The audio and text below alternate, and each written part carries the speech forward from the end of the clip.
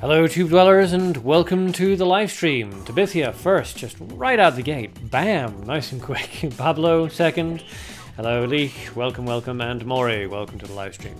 Okay, so for those of you who don't know, there was an update yesterday I think, where we got new EXT cards available and all this kind of good stuff. The main one, as you can see on the screen here, is Gumiho. This is going to be the one that we are aiming for because it's a really nice card, but we have like 300 gems, so I don't think we're going to pull her. Nevertheless, keep your fingers crossed. V Bahamut, hello, welcome. Alright, so without further ado, let's begin the pull, shall we? So yes, 382 gems in order to get this. Leak, no Gumiho so far, that sucks. Venka Mafia, hello, long time no see, welcome back. Alright, let's pearl. Need some arc juice. Ah, there we go. A little watery today. Okay, let's go for a 10-pack pull. Now, if we get this, I'm going to be super happy, but Leak may leap through the computer screen and kill me. So, you know, some good, some bad there. Spent 2,400 gems, yeah. The booster. I know the chances are ridiculously low. You got a 10% chance with every pack to get a booster card, and I don't think it's actually 10%, regardless of what they say. And then after that, you got a 1.5% chance of pulling Gumiho. So, Gabriel, what's up?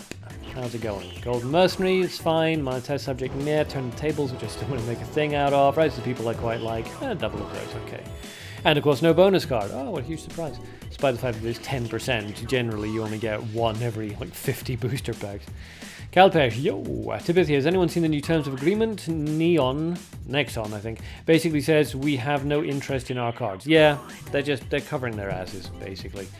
And I think they're possibly also trying to shut down the whole free real money trade and all this kind of stuff. And if you get banned or if you're not allowed back in, oh, it's not their fault. All that standard rubbish. Leak, I got 3 mutants that weren't even on the list. Yeah, that happens. Oh, Materio. That's fun. I like Materio. It's a good card. Oh, we got a bonus card. It's a useless Divine Punishment. A useless card to begin with. Even more useless with a mutant variant. Oh well. Kirito, welcome. Lucky Cat figurine. Choose Templar, blah blah blah. Hey, Piolet. And an Incubus, which is pointless. Okay, quite pointless. Pointless. Good. It's fine in certain combo decks and pretty pointless. Yeah, I'm trying to work on that end of a betrayal. Kadir's Guillotine, surprisingly okay. Business Tycoon, Eilat. I don't think we pulled him before. When someone turns all transformed creatures back to its original form, decreases the gold based on the number of creatures that were turned back by this effect. Well, that's terrible. Betrayal, always nice. Capture, always nice. Pablo, that face when you pulled 4 Fabicias and no mutants. Well, at least Fabicia's a good card. Capesh, I will install game on my mobile now. Okay, good. Crimson, hello. Gabriel, do you think Scamcat Shop is better than people's personal shop? If you're looking... Well, I mean, you can't sell the same thing. If you can buy it from the Cat Merchant shop, you can't sell it in player shop. So, you get different cards from both.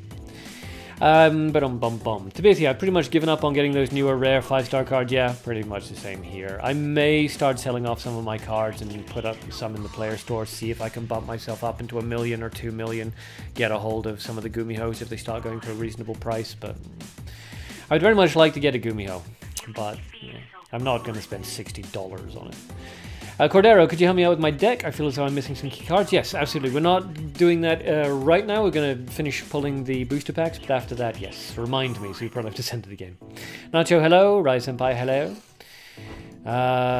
Yeah, blah, blah, blah. Trist's actually surprisingly okay. Yeah, useful sometimes. And, you know, useful sometimes as well. Nothing good. Capture's nice, but I have like 1 billion of them. Nothing shiny. Religious Confession's nice. And another King of Prophets, which is not bad. Not amazing, but not bad. Our Revenge, always nice. Nicholas Pipe, useless, and useless. Got a bonus, only missile -1. So again, bonus card that's terrible. Awful, awful bonus card. I really don't think they should have mutant variants that suck. I don't know. Okay, so we got absolutely nothing off that. Let's try pulling one more, well, 2 more times. Cowpesh, you play Sword Art Online Integral Factor? Not me. Gabriel, oh yeah, right, today I'm going to get my deck examined. You're so excited. Okay. Nacho, can you say hello to my sister Maya? Okay. Happy birthday, Maya. I hope it's a good one and you get lots of lovely presents. And a happy birthday from Samurai Quack as well. I hope that's how you pronounce the name, by the way. Backstreet Ogre, meep. Country Nobleman, meep. Banishment, meep. And a Fool's Choice, meep. Bonus card off, Hero's Command. Okay, well, that's okay. I will make a deck that tests out Hero's Command. I was doing the calculations earlier in my head. I'm not sure the cost is going to be worth it. On the other hand, at maximum it deals 5 times the damage of the selected friendly creature's attack, and a standard kind of like average attack at level 3 is 8. So 5 times 8 is 40. So 40 damage, it literally kills anything. It kills stuff that can escape command hunting. So, and it's untargeted, which is pretty good as well. So it may actually have a place.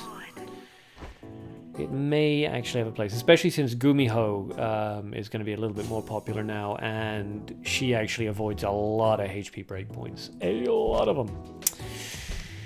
Eva Bart, you fell asleep, missed a lot? No, we started 7 minutes ago, so you actually, you're just on time. Ventral Knife is fine in aggro, Unlucky Cat's useless, Nahal useless, Tony Frog is great, and Shipwreck Spirit's good in aggro. Okay, and that's all we got so much for now.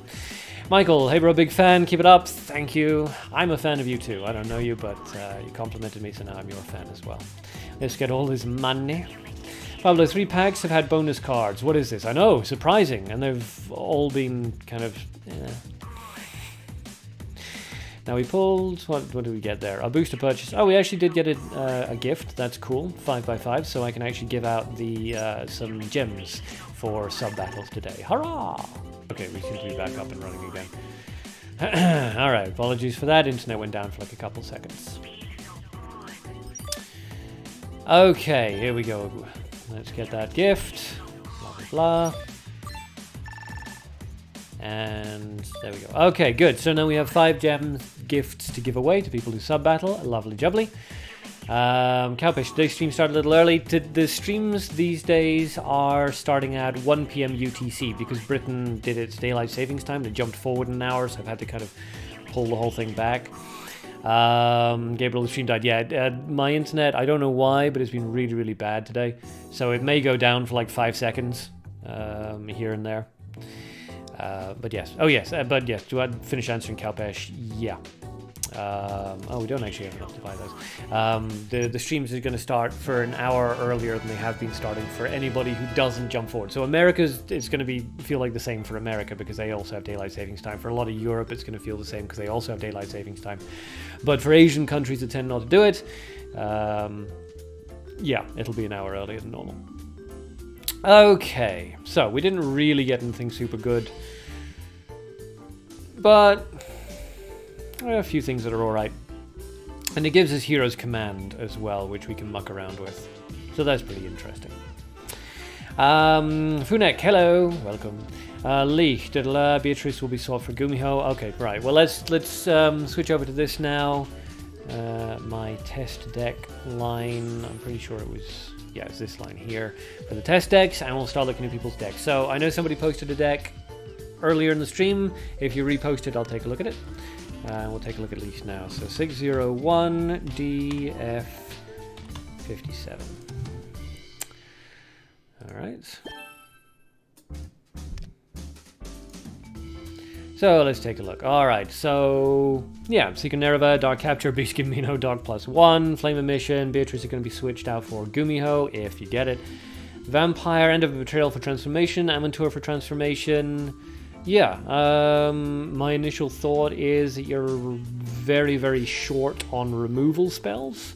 You only have Surprise Attack and Flame Emission, and both of those are in light, so you may want to think about adding some removal in there somewhere. But it's up to you. Jai, hi there, good luck, thank you. Where are we? Cordero, you don't need early. Yep, okay, I'll switch over to that. So yeah, a nice deck by Leek, but I'm worried about the lack of removal spells in it personally. Cordero, take a look at your deck now. 601 DF54. There we go.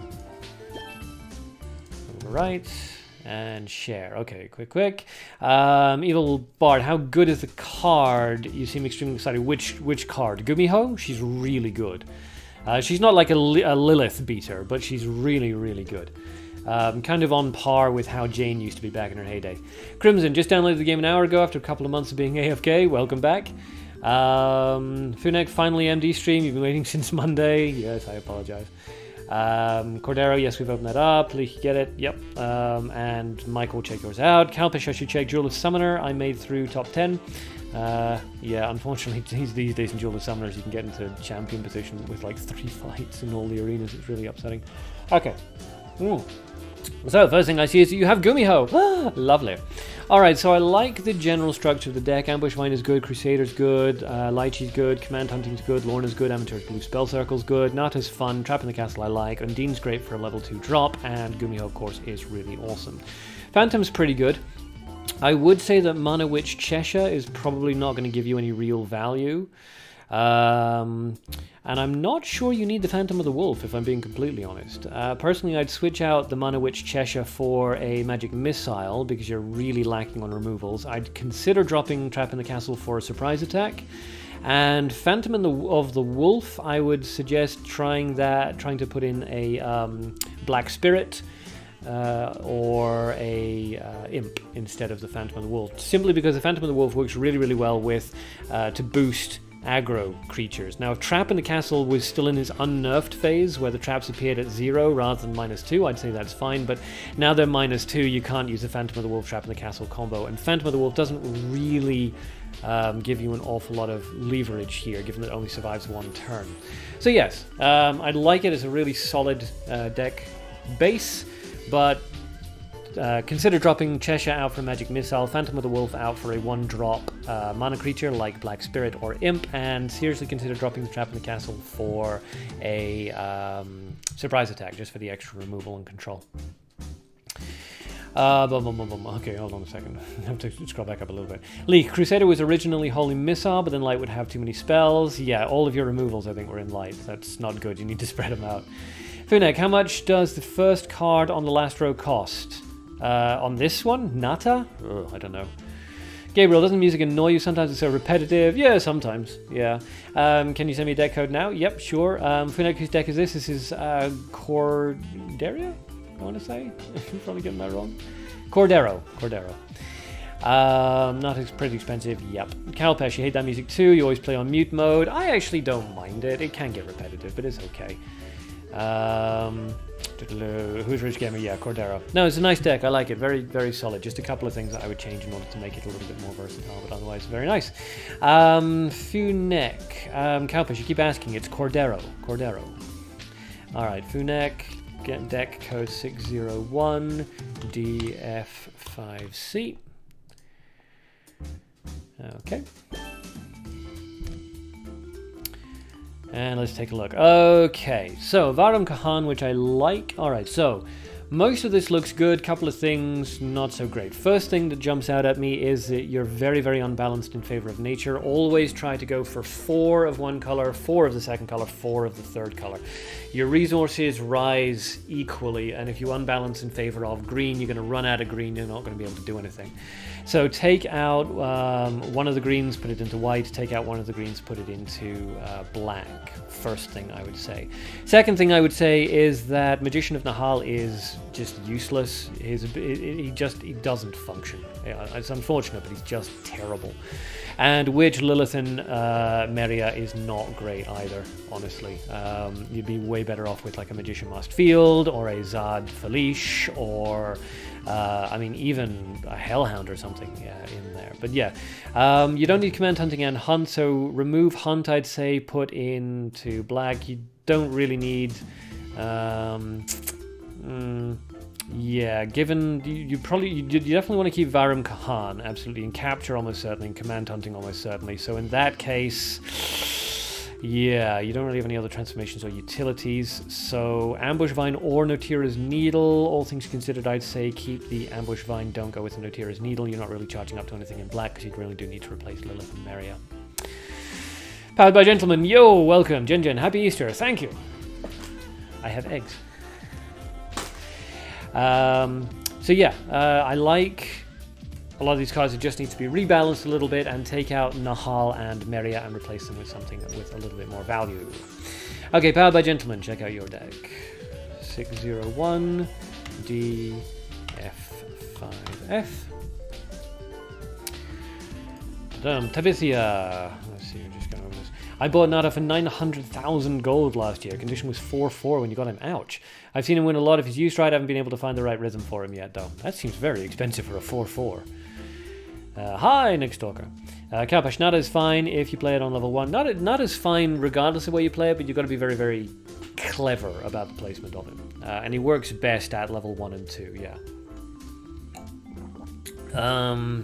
Okay, Gabriel, I'll take a look in just a second. I forget whose is this. This is Powered by Gentlemen. Okay, so... Alright, so it's a Nereva Jane deck. Yeah, okay, I can... That seems alright. I don't really have any complaints about it. It's not perhaps optimal, Jane Nereva. But there's no issues with it. It looks absolutely fine. I would say that you don't really need the full recovery potion in there, personally. But if you really like it, then by all means keep it. I know somebody who got into the top 10 with a full recovery potion deck once. So yeah, no immediate problems with it. If the deck is working out for you, then great, keep it as it is. Yeah, if it's working out for you, keep it as it is. Next up is Gabriel's. 601 DF60.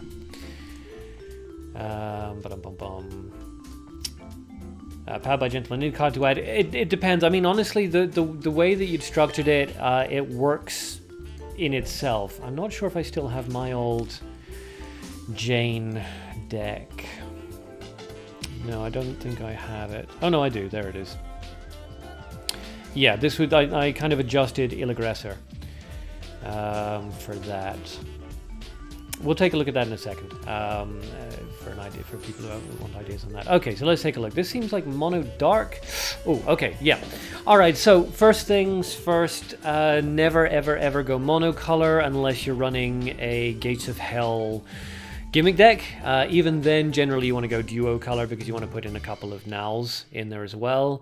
But the problem with going monocolor is that every turn you get one resource. If you have 3 colors in your deck, then every turn you get 3 resources. So if you're going monocolor, you need to win immediately. You need to have won at level 1, basically. Or be running a monocolored gimmick like Gates of Hell.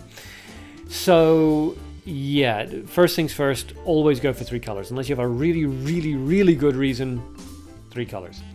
Proud Ginger, show the code please. I will just after this, don't worry about it. Tabithia, there's a Dark Camp spell that has to do with the undead. Screws up my Nereva plan every time. Yeah, that's Summon Dead, and that's a really good one.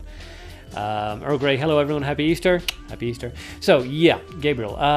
There's not really much I can suggest in this beyond... First of all, just saying 3 colors, and then secondarily just pointing out the cards that you definitely don't want to keep when you're recreating your deck. You do not want to keep Devil Theo. You do not want to keep the Phantom of the Magical Beast, Dark -1. You do not want to keep Vampire Hero Seira, sorry. And you do not want to keep Zaraska. You almost certainly don't want to keep Strip either. Its cost is just generally not worth it. Dark Turn to Frog does exactly the same, well, it does even better basically, but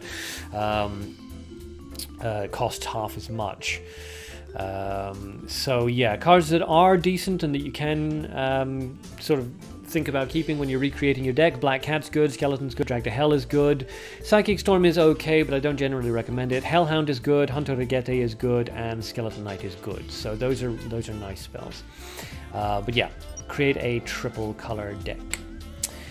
Where are we? Marvin, morning. Does your old newbie guide for beginners still apply? Does it need an update? it kind of needs an update in that, like the things I was saying, you know, well, the shop no longer looks the same and all that kind of stuff. As far as sort of deck building and stuff goes, that's all the same. That hasn't changed. But yeah, thanks for reminding me. I really do need to update that. Debithia, the only thing I've seen work well in mono is a borrow +1. Yeah, light borrow +1 and light elf hero Triss +1 are both fairly well-known mono-colored decks, but again, gimmick-based decks. Crimson, was Princess Shadow Alicia nerfed? No, I don't think so. Powered by Gentleman, show the... Yeah, okay, I'll show the deck code. Hold on. And Evil Bard, I'll take a look at yours in a second. Okay, so, the Ill Aggressor deck needs a little bit of reworking. This was basically a deck that I had, I think it's called Arcs Angels, the video, and then I adjusted it. So, for the purposes of a Jane deck, obviously replace... I had a Gold Jane. Gold Jane is better. If you have a Gold Jane, replace Princess Ill Aggressor with a Gold Jane. If you don't have a Gold Jane, then use Light Jane instead of Scathach. And replace Ill Aggressor with a Paralyzing Bullet, or if you have a gold transforming card, go with that. And then replace the Golden Garden Cat with something with utility. So you can go for a Crusader if you want some early game push, or you could go for a second surprise attack, or you could go for a... what the hell is it called? The trap card, Interfectum Malice, that's it. Interfectum Malice would also work. This just basically tightens the whole thing in there, but this was designed for a Gold Jane.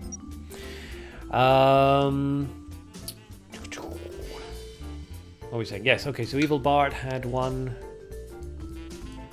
There we go. Let's just switch over this. Give me a second. Guys, I'll switch over onto this and then I'll fix everything up. Okay, so gold, Evil Bard, 01, DD, 3F. Okay. And right, okay.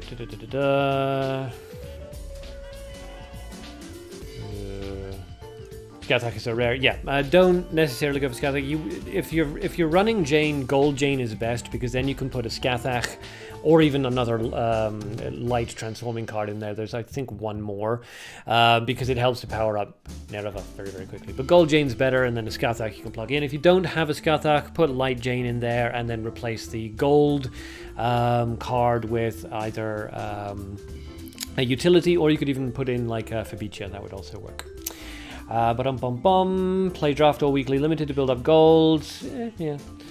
Missed. Fun fact, if you summon Shadow Princess when using Gates of Hell, she will bounce the middle card to your hand. Really, that is so weird. Anyone else got 120 gems on their login? No, I didn't. Cowfish is a PvP player, doesn't like draft or weekly. Fair enough. Play casual duels. Casual duels will only get you stuff off the roulette wheel. You don't get any kind of like rewards after it. Okay, so let's take a look. Just quickly to Bithy. I remember the old Ultimate Gates of Hell kind of decks. Ever since Succubus Queen showed up, they've been a thing of the past. It looks like some people are still using them. They use double Lilith, double Nereva, and then something else in there. But yeah, if you're going up against Lilith, you're either going to go up against a triple Card Appraiser or a Gates of Hell. Those are the only two Lilith decks that are really being run these days. So Evil Bard, general looks-see. I think. Didn't you post this in the Discord? Yeah. You said it was kind of an anti-gimmick deck. And as an anti-gimmick deck, it works fine. The Fiery Zealot nature -1 is weird. You don't want a -1 on your Zealots. But if that's all you have, then fair enough. Yeah, I mean, you said it's anti-gimmick, and as an anti-gimmick, it'll work fine, really. Anti-gimmick is very much personal playstyle kind of thing. There's not really much I can sort of recommend for anti-gimmick stuff, because it depends on what you personally struggle with and what you find works really well and what your prediction patterns are like and so on and so forth. So yeah, I can't really comment on anti-gimmick decks. They're so personal. Okay, so that's interesting. Yes, all right.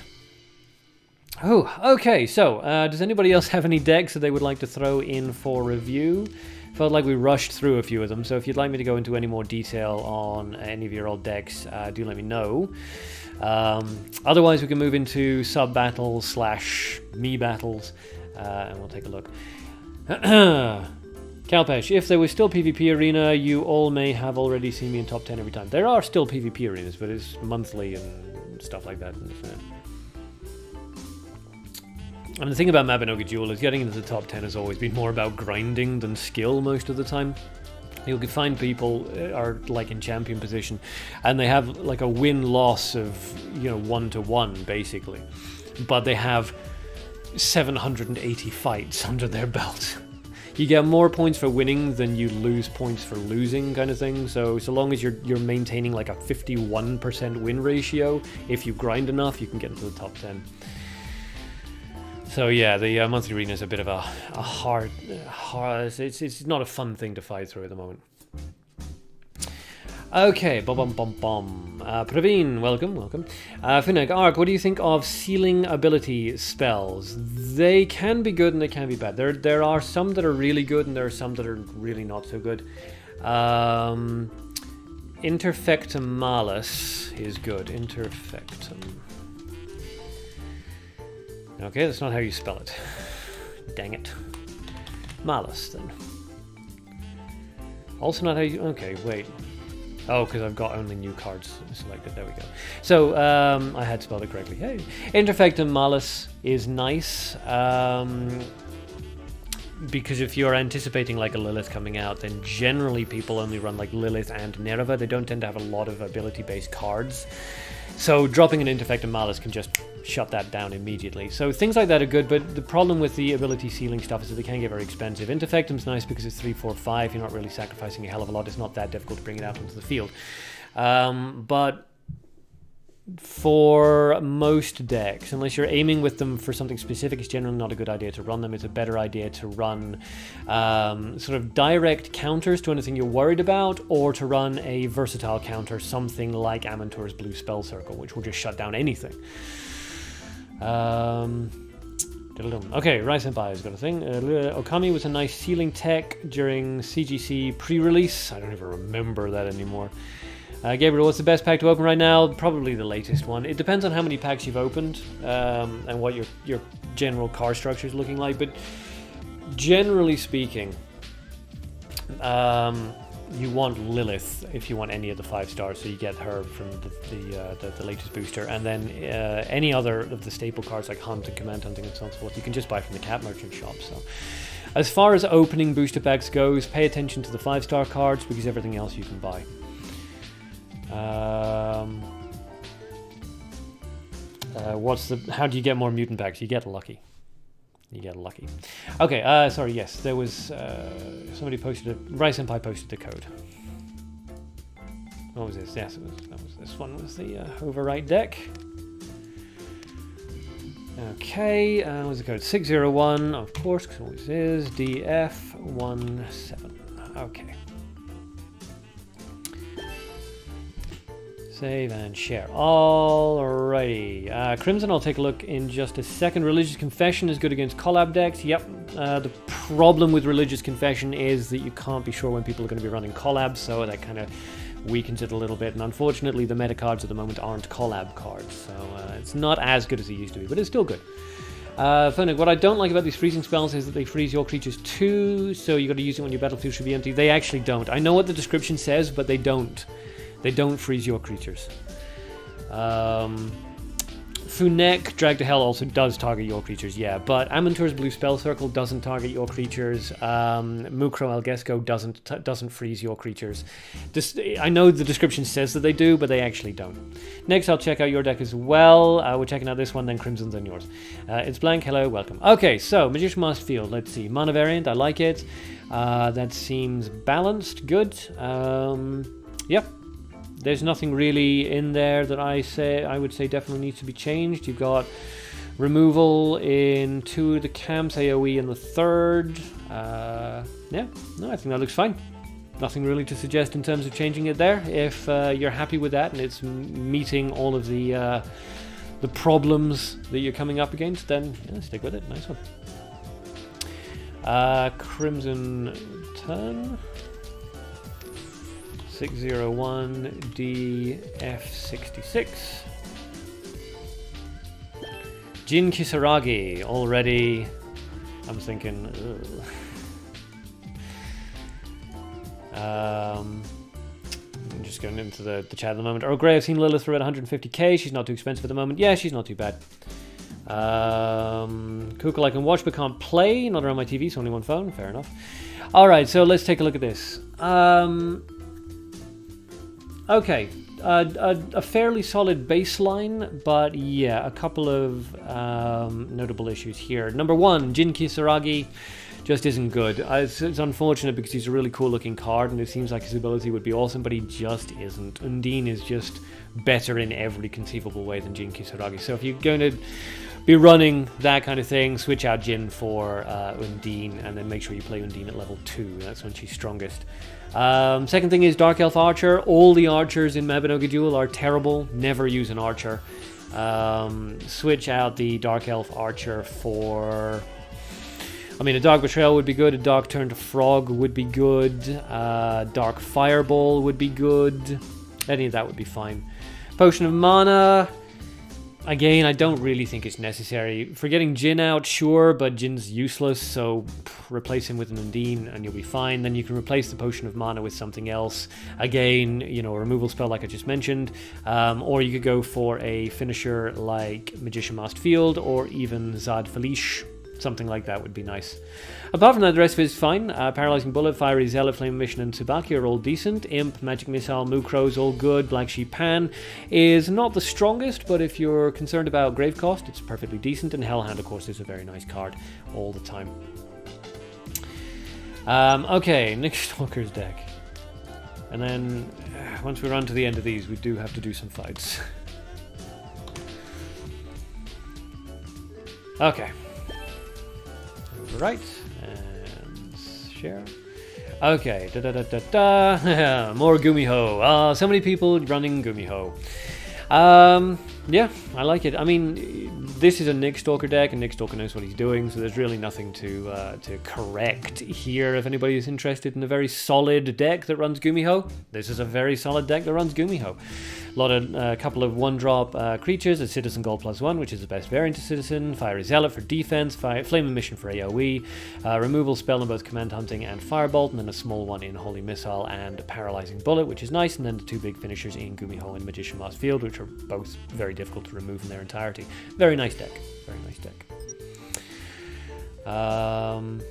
Evil Bart. 601. DF. 6B. Oopsie daisy. Wrong button. Right, and there. Okay. Evil Bart, I see people selling useless mutant higher than good cards. You don't get it. Yeah, it's because they're mutants. Collectors will often buy things for exorbitant prices, and most people just don't know what to put cards up for. Gabriel, can I add you as a friend? Got 5 gem gifts off my pack. I don't know who you're talking to, but if you're talking to me, yes, anybody can add me as a friend. If you add me during the live stream, I guarantee to put you on my friends list.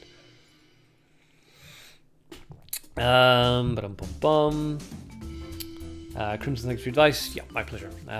We tried for months, well, weeks anyway, to get Jin working. I mean, me, the entire Discord, the unofficial forum, the Reddit, all of us tried to get Jin Kisaragi working for the longest time, just none of us could make it work. Okay, so take a look at this one. Interesting. Certainly. I have to refresh my memory on exactly what Hazama does. Pulls the furthest enemy to its front and absorbs 4 HP from it at the end of the turn. Yeah, okay, which doesn't actually rise, which means he gets up to 18 to 19. Yeah, okay, that's why I remember the problem with Hazama. Yeah, okay, so basically there's 2 big problems with Hazama. First problem is that he's decent enough as an aggro card because at level 1 for 3 cost, that's okay, and he does actually manage to pull himself out of HP breakpoint range, but after that he jumps up his cost by 2 at level 2, and then he jumps up by another 2 at level 3. So at level 3 he's costing you 7 gold, and even at his best, being able to absorb ability HP, he's still only going to have 19 HP, which doesn't meet any HP breakpoint. Any 2-cost removal spell will remove him, and the 2 costs go 2, 3, 4. So somebody can cast 4 to remove your 7-cost card. It's really, really bad trade. So Hazama is not very good.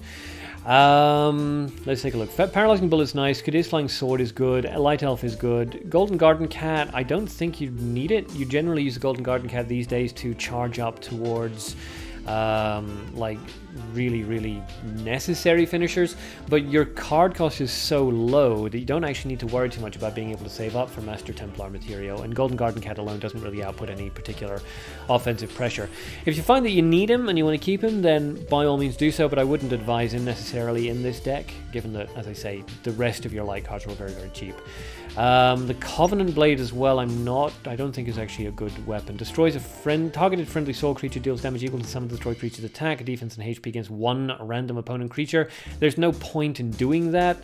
Materio does that, but he does it better. So you're kind of killing Materio's ability unless you wanted to go with Kadir's Flying Sword combo, but then they're competing for resources. And I mean, you'd be doing, what, 6 damage there, 9 damage there, 12 damage there? You'd be better off literally going for just a standard removal spell. That way you're not killing one of your own creatures, and Materio does kind of like to have 2 swords out onto the field. You're not killing 2 creatures, you're not relying on one of your swords being out onto the field. And the target is randomized anyway, so that's it's always a bad idea.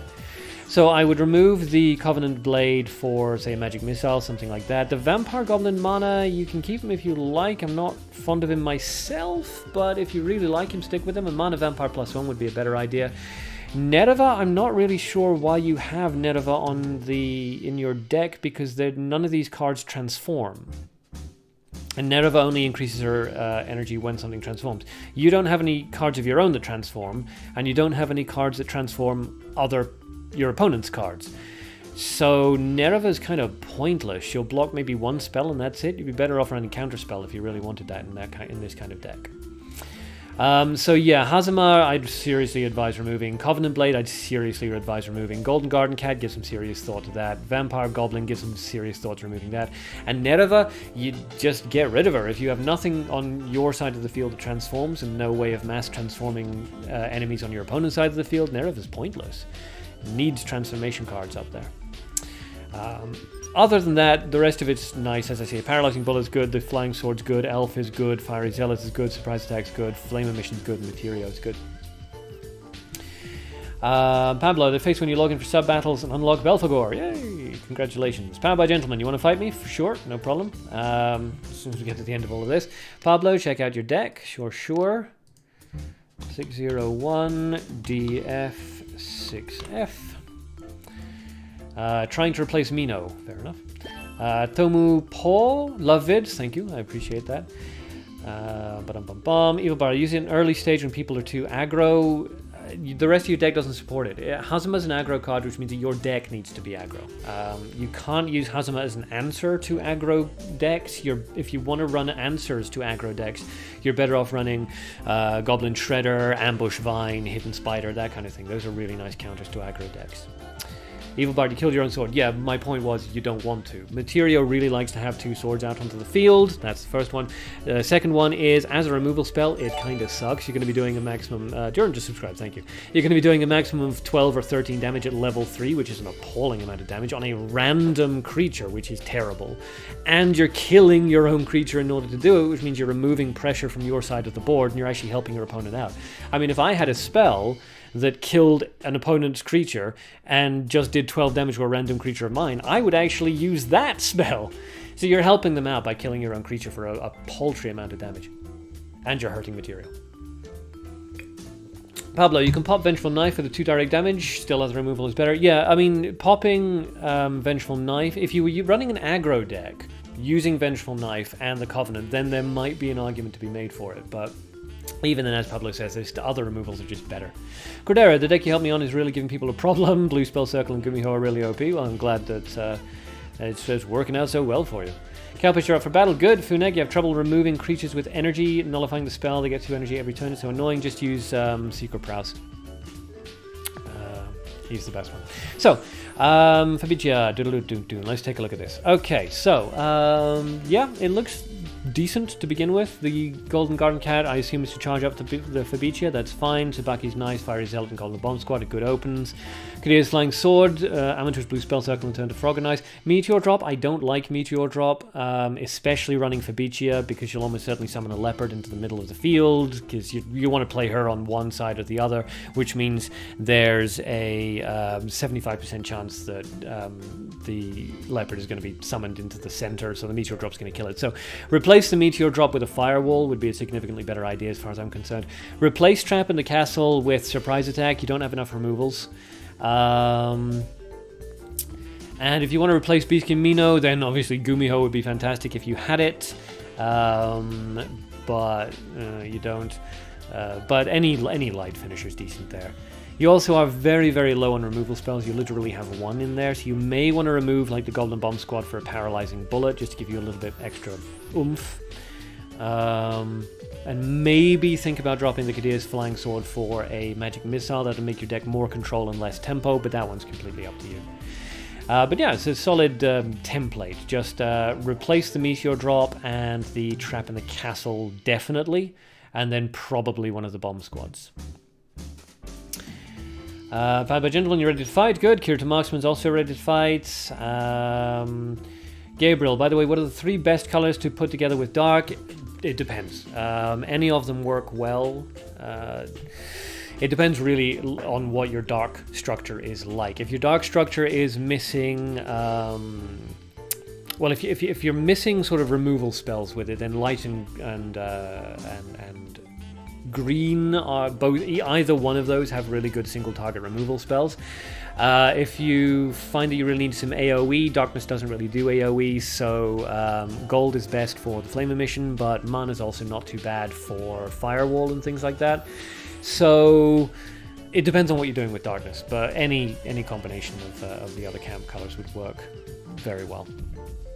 Okay, friend request, I'll just add you now. Once again, to anyone who doesn't know, if you send me a friend request while I'm live streaming, I guarantee to add you to my friends list. Scroll all the way down to the bottom. Whoopsie daisy. Sorry, gotta do that later. And okay, we're gonna have to remove Jewel Bunny. I hate removing people who have high levels, but hasn't been around in almost a month, so unfortunately, fare thee well, Jewel Bunny. And add Mori. There we go.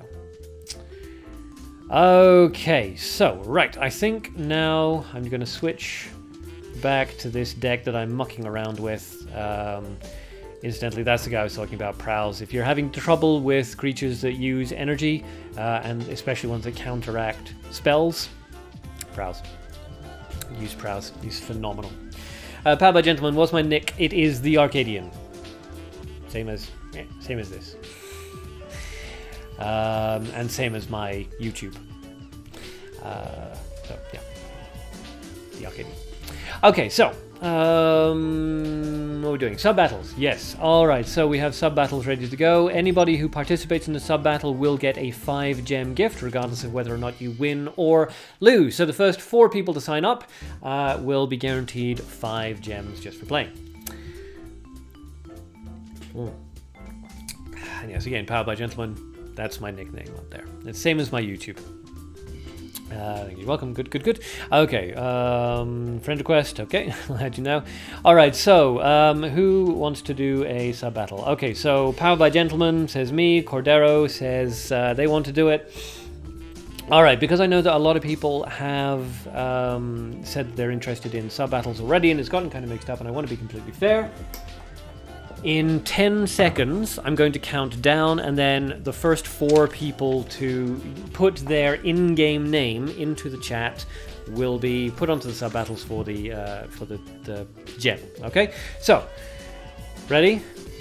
In 5 seconds, type your in-game name into the chat. The first 4 people to do so are going to be the first 4 people to fight, and they're going to be the ones that get the gems. Okay?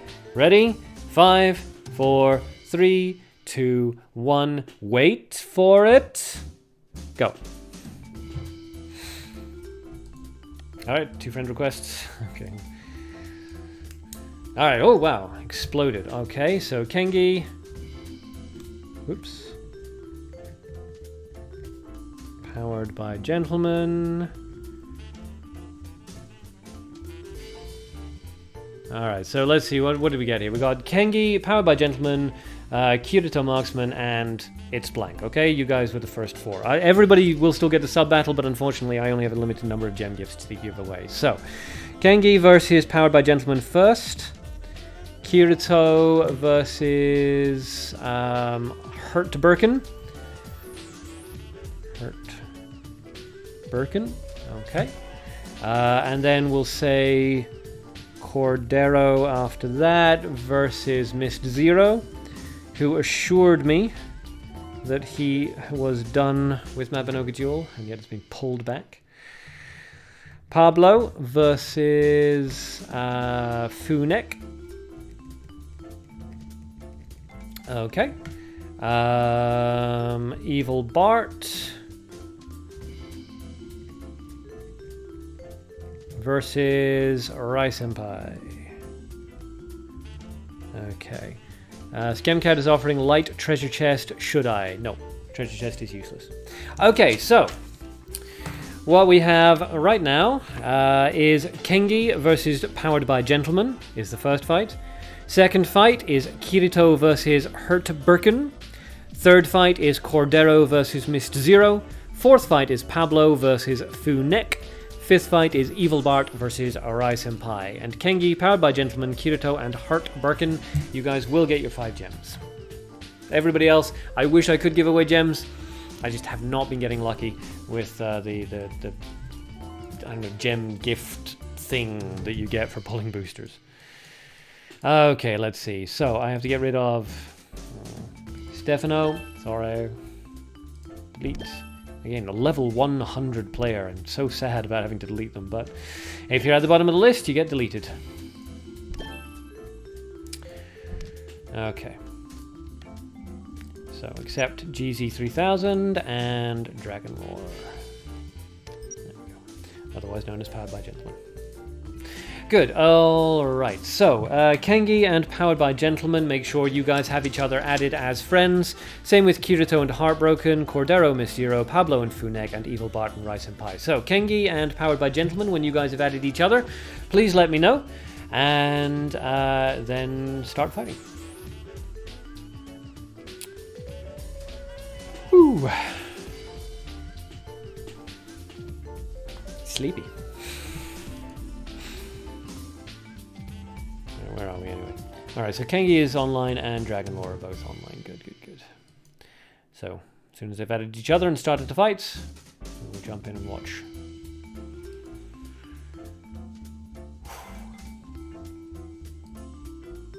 Okay, looks like the transition may be happening. We are on, good, good. Yep, transition hasn't yet occurred. There we go. Alright, here we go. Magicians and Dragon Lore up at the top with no mutants and 3 colors. The Sere hero. Kengi down the bottom with 1 mutant, 3 colors, and the L hero. Alright, so Dragon Lore decides to charge up, playing it defensively. Kengi plays an aggressive light elephant. Let's see if Dragon Lore decides to answer that. No obvious answers. Goes for the Book of Knowledge. Interesting plan. That's going to, of course, be a free 4 damage because the elephant's going to hit, then Dragon Lore's going to level up, and elephant's going to hit again. Arrow of Revenge, just to prevent Dragon Lore from gaining too much HP on the level up. And there it is. Okay, so Kengi will follow suit. Reached level 2. And up to 30. Okay, good. So the Arrow of Revenge obviously allowing Kengi to level up to level 2 as well, as dealing enough damage to make sure that Kengi takes a nice HP lead. Golden Bomb Squad comes out in front of the elephant. That's an expensive counter, of course. 3 resources to counter a 1 resource if the Golden Bomb Squad does die. But left to its own device, of course, it will kill that light elephant. Elf comes out onto the far left-hand side.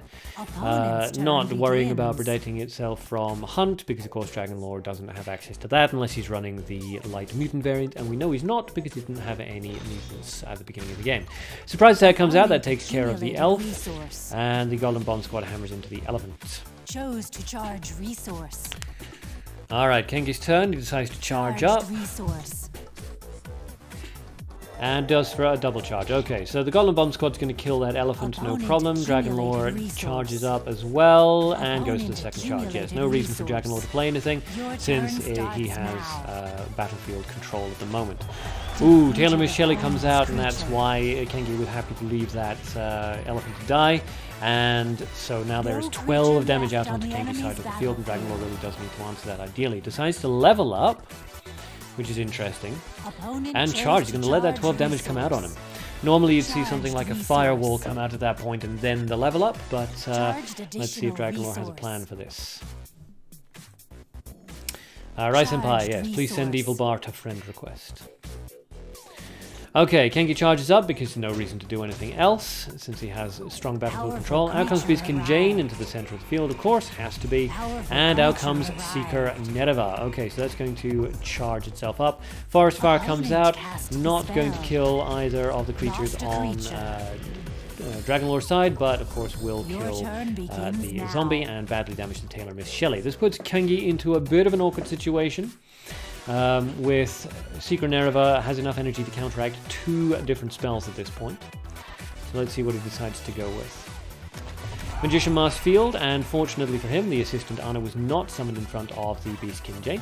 Holy Missile comes out just to drain out the Seeker Nereva's energy for as low cost as possible.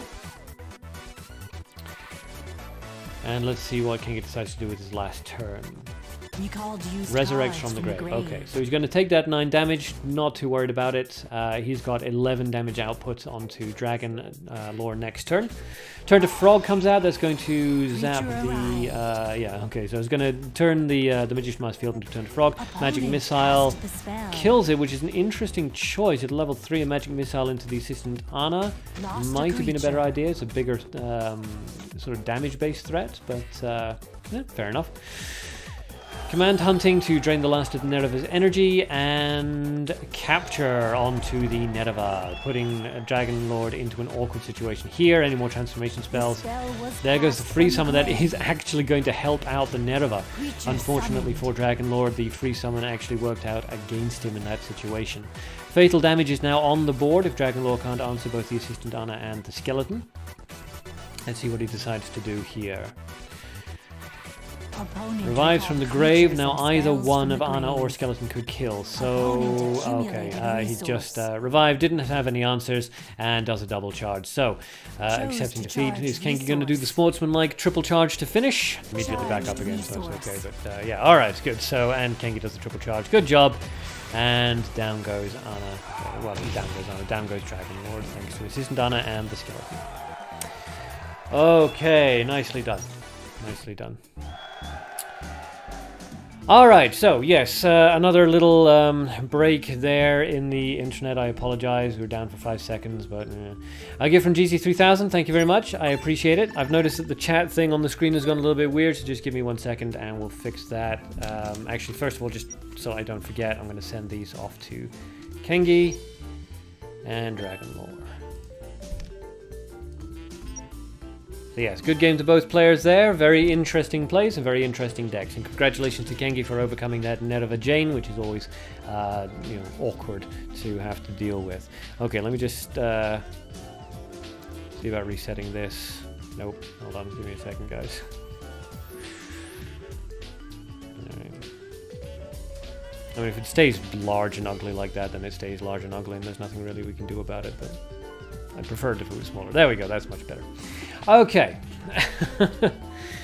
Let's reset that whole thing. Good, excellent. So, congratulations to Kengi and Powered by Gentlemen. Next up is Kirito Marksman versus Hurt Birkin. So, if you guys make sure that you have each other added as friends, please, and then let me know when you have, and we will jump into the fight. Alright.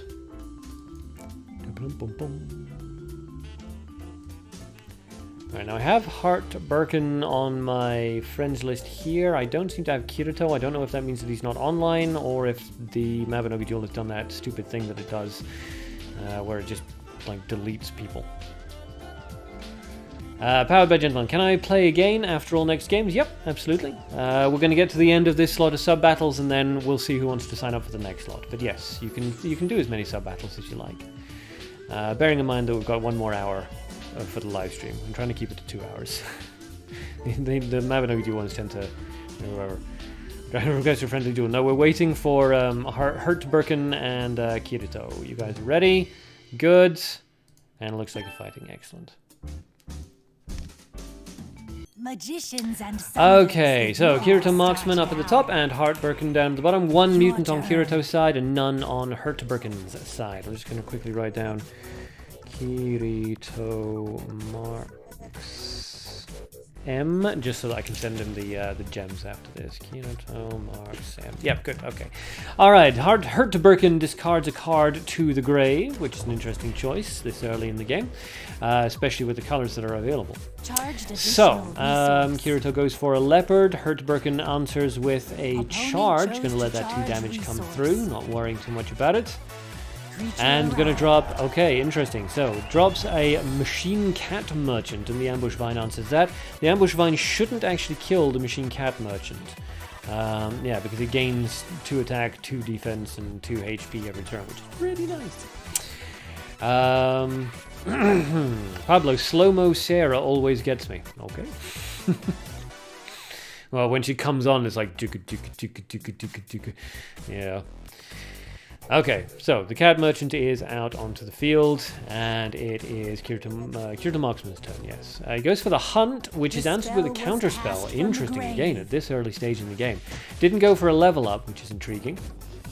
That gives Heartbroken the chance to level up first, which he does, giving him a little bit of a thing. My prediction was off, cries Kirito's Skuld. I really should use Skuld more often. She's my favorite hero in terms of art. I couldn't really say why, I just really like her looks. Go Kitty, cries Calfish. Yes. There's another discard by Hurtburken. We can assume that since it went into mana that it's another counterspell. That's going to be very expensive at this point. It's going to cost 5 mana.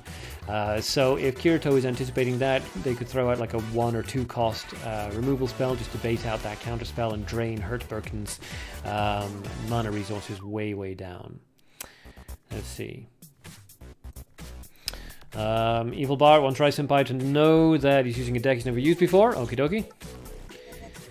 So Kirito is thinking about this. In this situation, having seen the... Yeah, there we go. That would be good. Okay, so it wasn't in fact a discard into counterspell. Very interesting.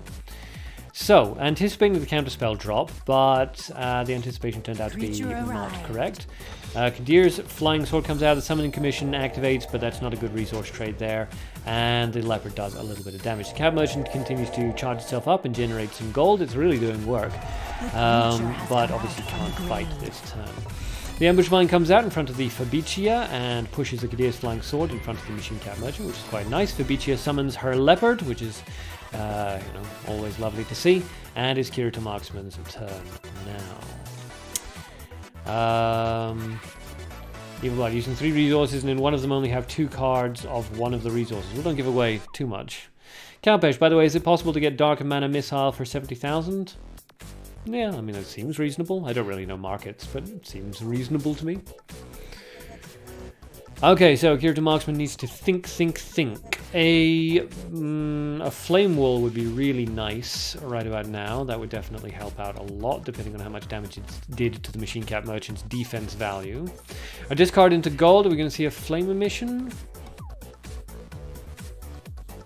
Maybe? Yeah, Flame Emission, which is countered with the counterspell. That counterspell is doing some work, countering the spells, but also providing some mind games here. And that Machine Cat Merchant is staying out on the field a really long time. A discard into mana, and then a level up which also goes into mana, and the Flying Sword goes down, and Fabicia summons another Leopard. Fabicia, of course, summoning so many Leopards now is beginning to get a little bit problematic for Kirito Marksman. He's going to need to do some sort of big AoE here.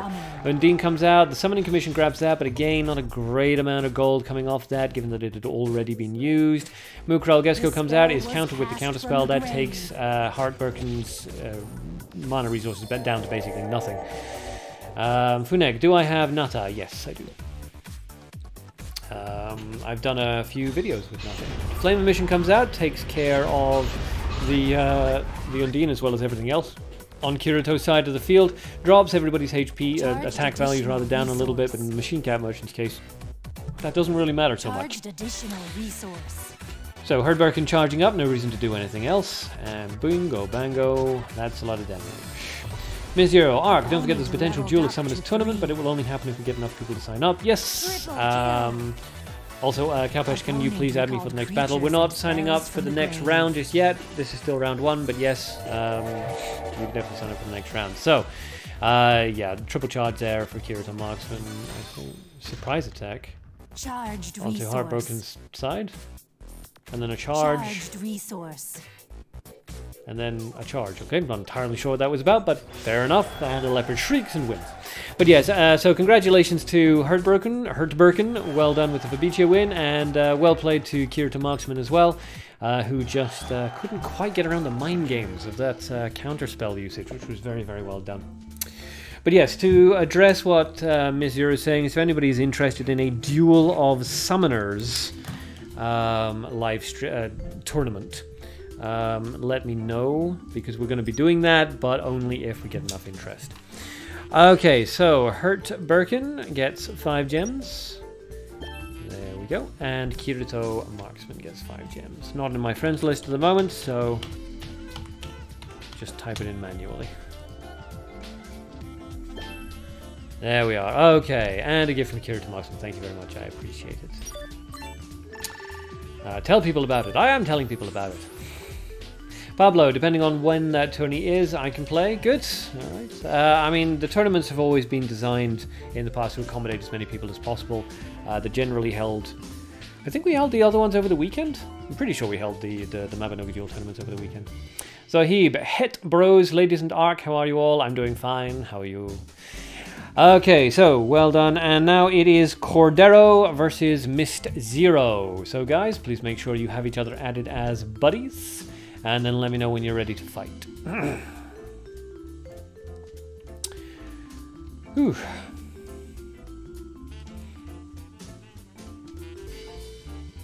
Waiting for Miss Zero to actually come online. Dun dun dun. Yep, still there. 11 days off.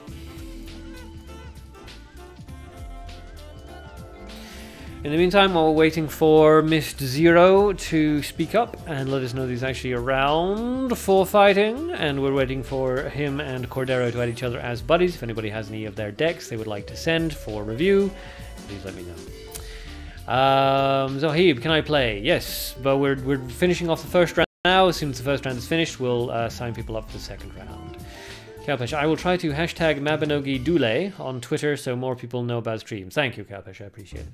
Mist, you need 2 minutes. Okay, well, if anybody has a deck that they would like me to review in these 2 minutes, please let me know. In the meantime, we'll wait for Mist to get ready. And Cordero, I assume you're still around and still ready to fight. But do let me know, just to be sure. Mabinogi Duel should add a chat system. There's 2 schools of thought about that. One is that it would be really nice to be able to create clans and talk to each other in them. The other is Duel Links has a chat system, and have you seen that chat system? It is a cesspit. So, yeah, you know, it would also be nice. It would also be horrific. Powered by Gentlemen, can someone sell me Persona Scathach? I can't because I don't have enough spare. I sold all my extra Scathachs like last year to people. Well, I didn't sell them, I gave them away. But yeah, unfortunately I don't have any extras to give away, I'm afraid. Boom, boom, boom. There's a lot of potential in this deck here that I'm working on, but it just doesn't flow quite right yet. Sebrosona, hello, welcome. While we're waiting for Mist, well, let's pull another booster pack. Let's see if we can finally get our Gumiho. Pablo, DL chat is 90% scam bot. Purchase the booster. Next talk, a DOS tournament. Yes, if enough people are interested, I will host a Duel of Summoners tournament in the same way as I used to host Mabinogi Duel tournaments. And we got no Gumiho. Who's surprised? No one? Yeah. Getting a lot of cute baby birds though. It's adorable. Alright. Still waiting, no problems.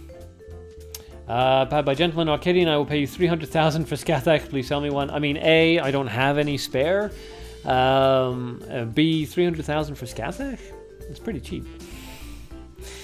Mist, Ark, give me your Christmas presents. No. Cordero, I hope you can get her. Yeah, I hope you can as well. She's a really nice card. I don't use her anymore, but I should. I give from Elonisama, Elonisama, and Elonisama. Thank you very much. 18 gems. I very much appreciate that. Thank you. That's going to go towards cards. Well, boosters, which make cards, which make videos. Do we have enough yet for another booster pack pull? Not quite. Crimson, I need a dark fireball. Can't fight one. Yeah, find one rather. Yeah, it's become much more difficult to get a hold of mutants, which is annoying in a way. It gives the veterans a lot more of an advantage, which is unfortunate. It's blank. Ark, do you have a nutter you can sell? I don't think so. No, I think I have 3 or 4 left, and I kind of keep a hold of them. I'm going to start giving away some of these extra cards that I have, the collaboration cards, mutant cards, and things like that. I'm going to start, well, I can't give them away because the game doesn't allow me to do that, but I will give them to somebody for like their lowest possible cost, 4,000 golds, I think. I'm going to start doing like raffle giveaways at the end of the live streams, like once a week. So yeah. But not right now. I still need to figure it out. Basically, the only way I can really figure out on where to do the raffle thing properly is on Twitch, and most people are on YouTube, so it's going to be a problem. Okay, you're ready. Good. Kalpesh, do I have an extra dark mana missile? I doubt it. I'll check, but I doubt it. I tended to only go for like one of the mutants. I suck with luck for pulling cards and things like that. So as soon as I get one of the mutants... Yeah, see, I don't even have a normal dark magic missile. Miss Zero is ready. Good. Make sure you've added Cordero, otherwise known as Oni Sureya. Phonik, did you get a good card from the last booster you opened? I didn't see. No. Ah. Evil Bard livestream keeps dying sometimes. Yes, it does. I don't know why. There's a problem with the satellite, I think, and the connection keeps dropping for like 5 seconds. It's not as bad as it used to be. I used to drop for like 30 seconds to a minute, but yeah. Pablo, glad I'm not the only one who gets the skips. Yeah, and something is happening to the mast, the satellite mast out there. I don't know what it is, but it's not good. Nothing I can do about it, unfortunately. And fortunately, as I say, it is just like skip, not full-on broken. So, all right. So we're just waiting for Mist and Cordero to add each other and start their fight.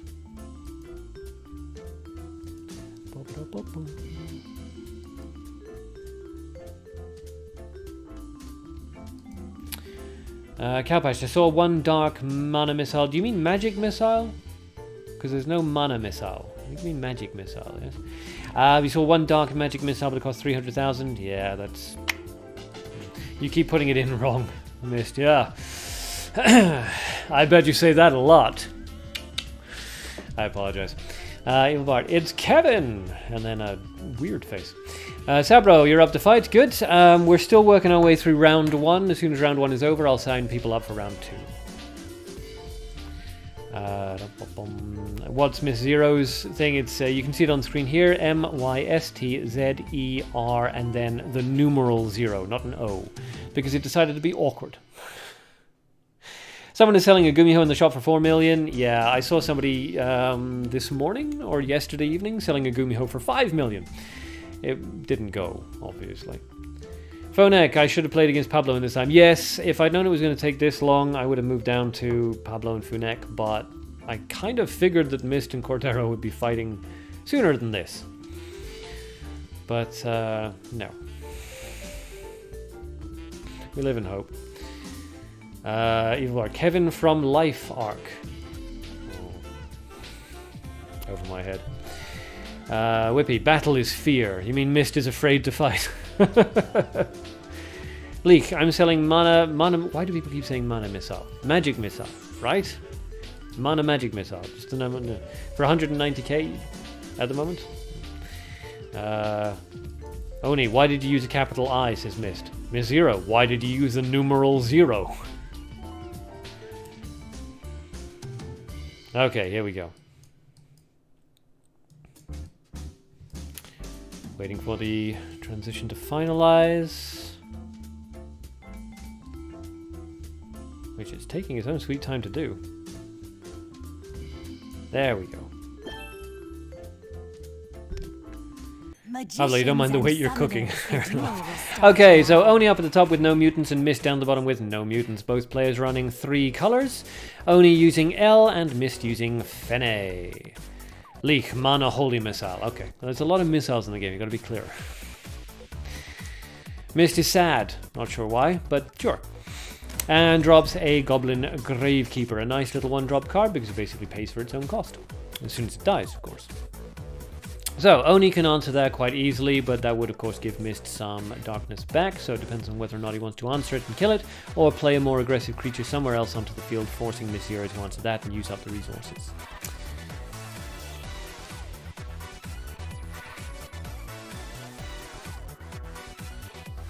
He's thinking about it. Pretty sure. Yes, there we go. Battle Force Nata comes out in an aggressive spot, which is a good way of playing Battle Force Nata. This means that if Miss Euro plays anything in front of Nata... No, goes for the Paralyzing Bullet. That's an interesting choice. Charges it up, paralyzes it for a couple of turns, but Nata's just going to carry on doing its thing.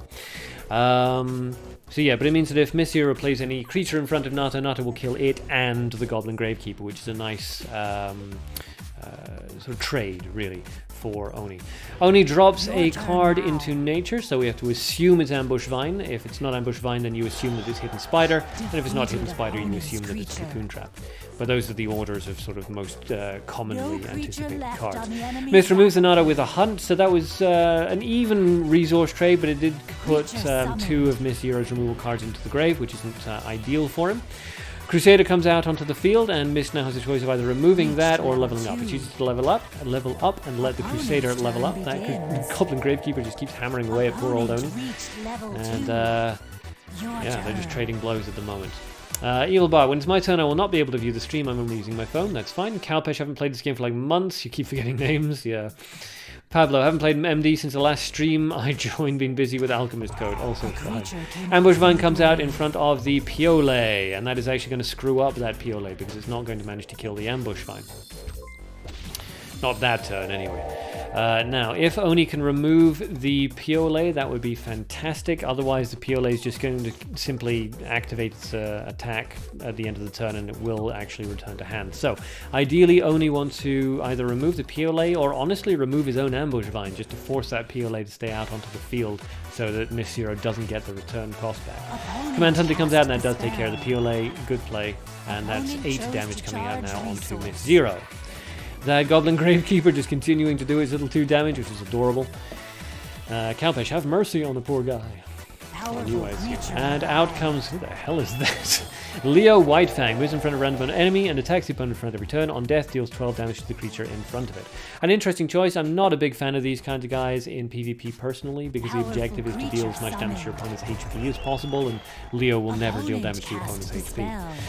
Okay, so because it was the target of the spell, it transformed itself, and then it transformed... There's a good play on the Gumiho with the Amantor's Blue Spell Circle. Transformed the Gumiho and dealt with that Leo quite nicely. So now that is a solid, what is that, 12, 17, 16 damage out onto the field? It's going to be 18 damage actually out onto the field now. And that is going to be the end of Miss Zero, unless he's very, very lucky with his Fene ability activating twice. Good job, says Oni. Quite confident that Fene's ability isn't going to activate twice. Levels up to 3 and does a charge. So let's see if Fene manages to pull through this. Pull through on the first one. Will she pull through on the second hit? She does not. Goes down to the Gumiho transformed version. Transformed Choyung, I think it is. So congratulations there to Oni.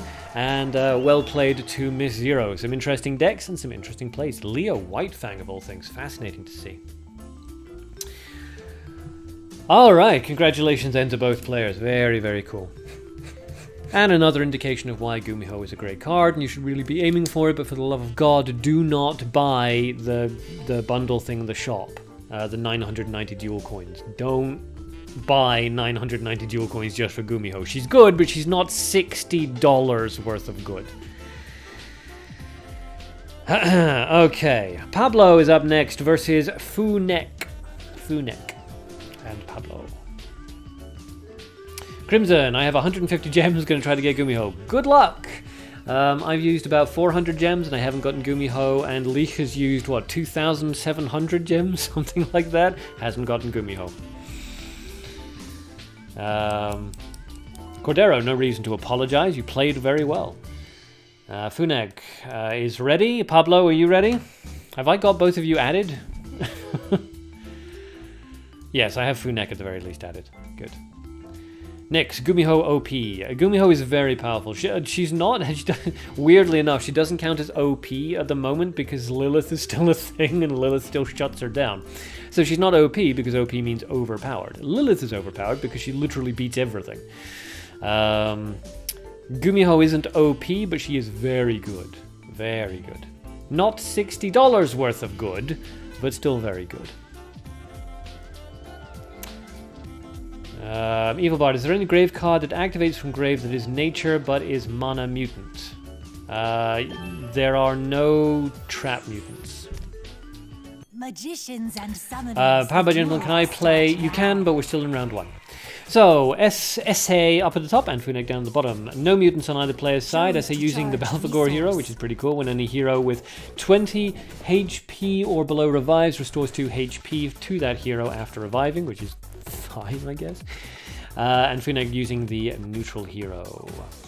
Calpesh, Lilith is not OP. She is. Don't be weird. Of course Lilith is OP. She's super powerful. She shuts down literally every other creature card in the game. She is OP. Natira's Needle comes out, takes care of the Crusader, and puts some darkness into Funek's resource pool. So he skipped a game. Shouldn't have, but... No, I apologize if it is. It's beyond my control. It's a satellite issue. Well, a mast issue, it's not technically. Alright, so both players playing very defensively here. A little bit of creature play, a little bit of removal. Let's see. Evil Bard is buffering again. You're stuttering. You may want to refresh. I'm looking at it now, and I've got a 2700 bitrate upload. So if you're getting stutters and things like that, try refreshing the page and shutting down anything else you may be doing. YouTube really doesn't enjoy trying to live stream and do anything else at the same time. Alright, so both players just playing very, very defensively here. SA is going to let that 4 damage from the skeleton go by. Calpesh, he challenges any Lilith deck player. If you know Lilith is coming, of course she's going to be easy to counter. But it's a question of knowing that she's coming. Alright, Crusader comes out onto the far right hand side, so that's going to be 9 damage on Funek's side of the field as on his next turn because the Crusader's level up, well, ramp up ability. SA takes the damage from the skeleton and has more than enough resources now to do something. Goes for a Beastkin Mino, not a +1 variant, and at level 2. So, Funek has a really good opportunity here to remove that Beastkin Mino with a hunt. Sabro-san, I have some gem gifts. I'm going to give gems to the players who play in sub-battles. Thank you, Sabro. I really appreciate that. I'm trying to give away as many as I can, but just can't. Crimson, no Gumiho, but I do have 5 10-gem tickets. Nice. Out comes Lilith Meria, which is an interesting answer to the Mino. No Hunt coming out onto that Mino. Very interesting. That does actually give SA an opening to charge up their Mino now. And get it. Now, yeah, because whenever a creature dies. So if SA can do an AoE, like a Firewall, that would kill 2 of the creatures and take Mino up into unkillable range.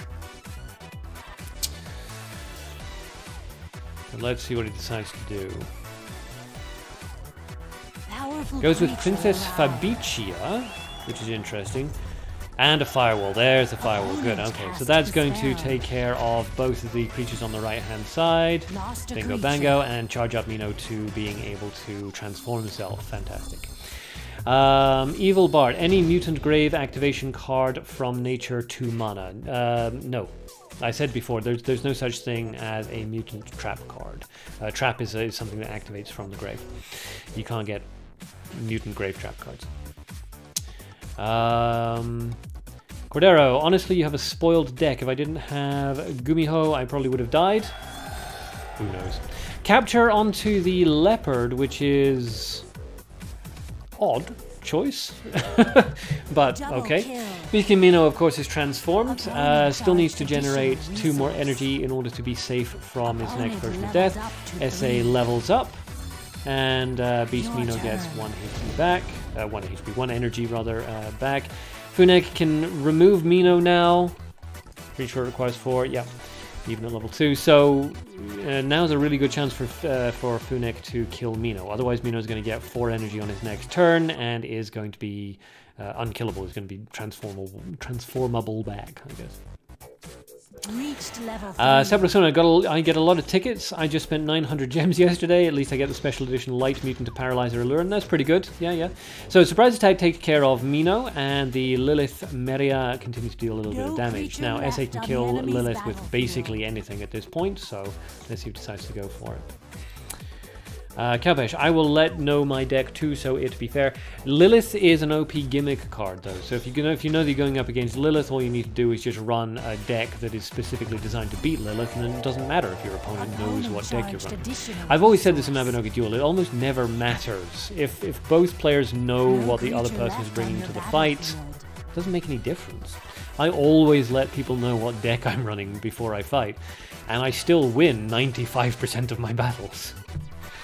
Surprise Attack comes out onto that Kadir's Flying Sword. Both players just sort of answering each other now and trying to regenerate as many resources as they can in order to gain an advantage. Skeleton comes out, so an aggressive play there by Funek. He's going to see if SA has any answers to that. Obviously a Holy Missile would be a really good answer at this point, but you not have it. Fiery Zealot comes out in an aggressive slot rather than a defensive one. Quite interesting. Evil Bard, what about cancel spell to nature? What, like counterspell? No, there's no mutant variant to counterspell. There is a nature... kind of nature counterspell called Mist, which is pretty awesome. Cordero, you gotta go, you have classes. Okay, well, thanks for stopping by. I appreciate it. Hopefully you can make it to Monday stream. Amantor's Blue Spell Circle comes out. Really? Paralyzing Bullet. Really? Okay. I think there's a couple of misplays there by SA. The Amantor's Blue Spell Circle onto the skeleton seemed... yeah, maybe he was hoping it would hit the Crusader? Maybe? I'm not sure. Anyway, Hunt comes out, takes care of that kitty cat. Not that it was going to do anything anyway. You need at least 4 golds in the resource pool in order for the kitty cat to start doing its thing. And Funek decides to charge up because why not? The frozen creature is about to turn back to normal and the Crusader is just continuing to generate its own attack value. Opponent chose to charge resource. And SA just goes for the triple charge. Acknowledging defeat is about to come out. And here he goes. Okay, so is Funek going to do the sportsman-like triple charge to finish? Nope, he's going to go for the Arrow of Revenge. Now a double charge? Okay, so there's the first charge. And second charge. There it is. Okay, so not an entirely sportsman-like finish, but it's alright.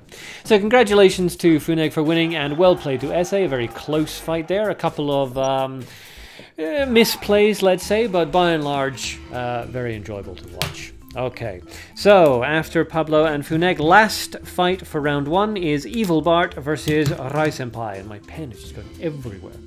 So, Evil Bart versus Rai Senpai. Let's see. You guys are ready. Alright, so Rai Senpai does not seem to be online.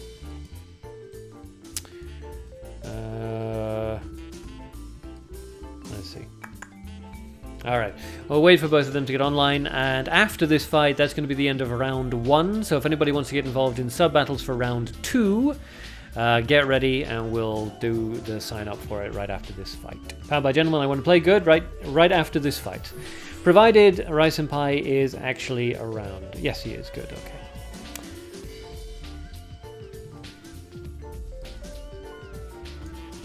Alright, active in chat, but I don't see either Evil Bart or Rai Senpai on my friends list just yet. So let's see. Yep, there's Evil Bart. Good. Alright, so we're just waiting for the transition now.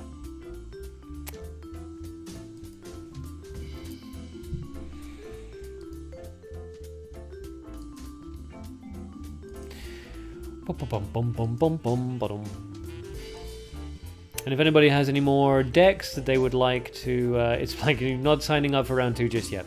If anybody has any more decks that they would like me to review, or they would just like to show off to the chat, post them once this battle is over. Kalpesh, you can buy my services for deck building and play techniques. I've told you about this before, Kalpesh. Don't sell help on my channel, okay? It's not okay. It's not a good thing. Yes, Rai Senpai, you need to be online. Ah, there he is. He's just come online now. Good.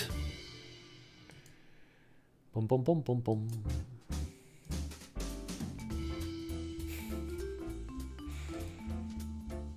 I wish the Mabinogi Duel had a battle room like Duel Links does. And then everyone could just sit in the room, sort of get ready to fight, and then choom, away we go. Fab by Gentleman, Arcadean, tell me which golden card to buy to play with my Jane deck. Finnick, Arc, I didn't capture the leopard, I wanted to capture the card that keeps... Oh, Fabicia, but its ability makes the leopard a target instead. Yeah, okay. I kind of figured you knew that, though, because that's Fabicia's whole thing, but yeah, okay. Magicians and summoners, alright, so Rai Senpai up at the top with 2 mutants and the Fene hero, and Edelbart down the bottom with 1 mutant and the goblin guy hero, whose name I completely forget, which is pretty interesting. Kalpesh, sorry, it's okay, but I've told you about this before. Don't sell help. This entire channel is designed to just give help to people, to encourage people to play the game, to encourage learning and growth. Don't sell your services. It goes against the spirit of the channel. Okay, so an elf comes out, it's answered by an ambush vine, but the elf, of course, will actually survive and kill the ambush vine before the ambush vine kills the elf. A leopard comes out in an aggressive slot on the far right-hand side. And let's see. Funek, you forgot that minute. That's fine. It happens to everybody. So here, can you play? Yes, just after this round, we'll sign up for round 2 of sub-battles. Leek, Scamcat is offering you Angel Aelria Dark -1. Again. Yeah, no. Firebolt comes out, and that's going to take care of the leopard. And it is Rai Senpai's turn. Now, Rai Senpai could remove the elf with a hunt and let the ambush vine deal some damage if they felt like it. That would be a decent play. At level 1, removing a 1 cost with a 2 cost is still absolutely fine. Resources charge up quite nicely. A discard into nature, so we have to assume that that's Hidden Spider. Maybe Rai Senpai is anticipating Evil Bart removing the ambush vine, but... let's see. Taukaka comes out, an excellent aggro card. And the elf just continues to chip away at the ambush vine. So Rai Senpai can level up, but that is going to result in the death of his ambush vine, as well as 6 damage coming out onto himself.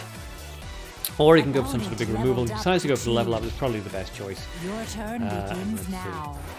Funik, a better idea is to add one another at the beginning, because I noticed that the same people watch the stream every time. I tell everybody to add each other. I mean, we write this down, I tell everybody who they're signing up with, but it's human nature. Nobody really gets organized until the last minute. I mean, if you've ever been on a holiday, you know, you should have like drawn up a little plan and packed your bag, you know, the morning before you're leaving, and nobody ever does. Funik, by the way, when the cat merchant suggests an old card that can't be traded anymore, should I take that or not? You can if you like. You can repair these things now with special tickets, so it doesn't really matter, and I've never cared about the worn value of the card anyway. So it's up to you. I mean, most of the cards that the cat merchant or scam cat gives you can't be traded anyway. Okay, so Flame Mission takes care of the elf and the Taukaka and brings out the Hidden Spider onto Evil Bart's side.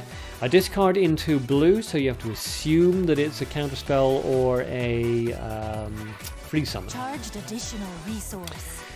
Now he offers a Lady Share +1, but I have 2 already. Depending on what he's asking for it, Lady Share +1 is definitely worth going for, because a lot of people will buy that for a decent amount of money. Magician Mask Field comes out on the right-hand side, playing aggressively there and ignoring the 4 damage from the Hidden Spider, which is absolutely fine. It wasn't free summon, so it must be counterspell. That or Evil Bart is setting up or something, but you kind of assume that these discards are targeted, so... Funik, oh yes, I have a special ticket thing, but I don't know when or how they're useful. They're used by going up to your friends list and going into Blacksmith Fergus, as you can see, 3rd from the top there, and he will fix your cards for special tickets. Alright, Evil Bart's turn, and he has a Magician Masked Field and an Assistant Anna to deal with. He goes for Fiery Zealot in front of the Magician Masked Field, but the Ambush Vine pushes the Magician out of the way. Which is a little bit awkward, because that means that the Fiery Zealot is not really going to be getting any good trade-off there. The Ambush Vine dying to its ability is really not a big thing. And it takes the Magician Masked Field out of sort of guaranteed kill range. Gabriel, do you think running only light and dark in a deck is good? No, not unless you're running gimmick. Unless you're running something like a Beastkin Jurgen gimmick or a Gates of Hell gimmick. No. Always go for 3 colors. Just like 99% of the time, 3 colors and 4 cards of each color in the deck. 99% of the time. Generally, unless you're running a gimmick deck, in fact, unless you're running a gimmick deck. Or a really classic hyper aggro gold deck. Okay, so an Arrow of Revenge comes out that's blocked by the counterspell. I'm not sure if that was deliberate on Rai Senpai's side, but if it was a good play, baiting out the counterspell in order to drain Evil Bart's mana resources for something that, you know, doesn't really matter so much. Leak, it was 3/4 though, so shares so much less value. Well, everything has so much less value if it's worn out. Most people won't buy a card off the shop unless it's 0 out of 4 as a general rule. But you can fix it up with special tickets, just depends on how many you have. It's up to you though. I mean, I have like hundreds of special tickets, so... Okay, so the Goblin Shredder comes out and takes care of that Hidden Spider. And Evil Bard has a choice now. Can either level up, which, well, I say he has a choice. Really, he's got to level up. Otherwise, you fall way, way, way behind. He's thinking about it, giving it a little thought. Just checking the internet hadn't died, but it hasn't. So it is Evil Bard giving it some thought. Out comes the Command Hunting, choosing not to go for the level up. Oh my god, says Evil Bard. Yeah, that was problematic. Yeah, it didn't really hurt the Anna at all because she just went into a box and it brought the Hidden Spider out. Awkward! So Magic Missile comes out and takes care of that guy. Ba-boom. Hidden Spider goes down. Leak, I have 16, I use them a lot, fair enough. But if you only have 16, then yeah, it's not worth getting that share. +1. Hunt comes out, takes care of the Goblin Shredder, and Rai Senpai charges up. So the Ambush Vine goes down, no big deal. Evil Bard is definitely leading in terms of resources, but that Anna is going to come out of her cutting box on the next turn, which is awkward. So he really needs to deal with that if possible. How about gentlemen? Anyone is down for a Magic Missile Dark for 250k? Ask Kelpish, he was asking for it. Okay, so the Golden Bomb Squad in front of the Assistant Anna is going to be a decent block. Rai Senpai can either... well, can't really do anything about that, honestly. So yeah, he's basically just going to have to let Anna die. The question is, does he want to let Anna die and leave the Golden Bomb Squad out onto the field, or does he want to take care of the Golden Bomb Squad and just accept that means that Anna's going to snuff it? Leak, you also have 2 special edition Dark +1 Lady Shares. Yeah, definitely. The Christmas variant. Yeah. It's pretty. Okay, so he decides to go for an aggressive Golden Bomb Squad on the right-hand side. Going to let Assistant Anna die, but maintain pressure with his, what is that, 13 damage. Let's see. So, Powered by Gentleman is offering a Dark +1 Magic Missile for 250k. The +1 part makes it less valuable, I must say. Recalled used cards from Bold Revived by Evil Bart. If he can't answer the Goblin Bomb Squad, then he immediately loses here. Is he thinking about that? It's like, oh shit, that was more damage than I expected.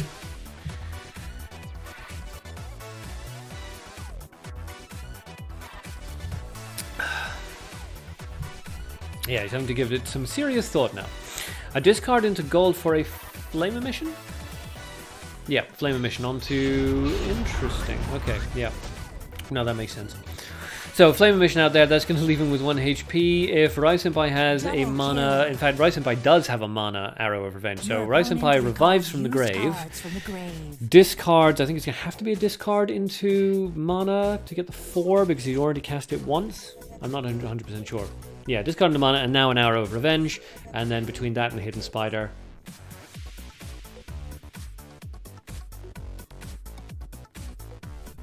There we go. Arrow of Revenge. That's what I was anticipating. And the Hidden Spider Lines of finishing blow. Congratulations then to Rise Senpai, and well played to Evil Bart. Very, very close fight there. 6 HP and 0 HP. And both players like using up all their resources. Very, very close fight. Very well done. Congratulations to both. And that is the end of round 1. So we take just like a little 2-minute break.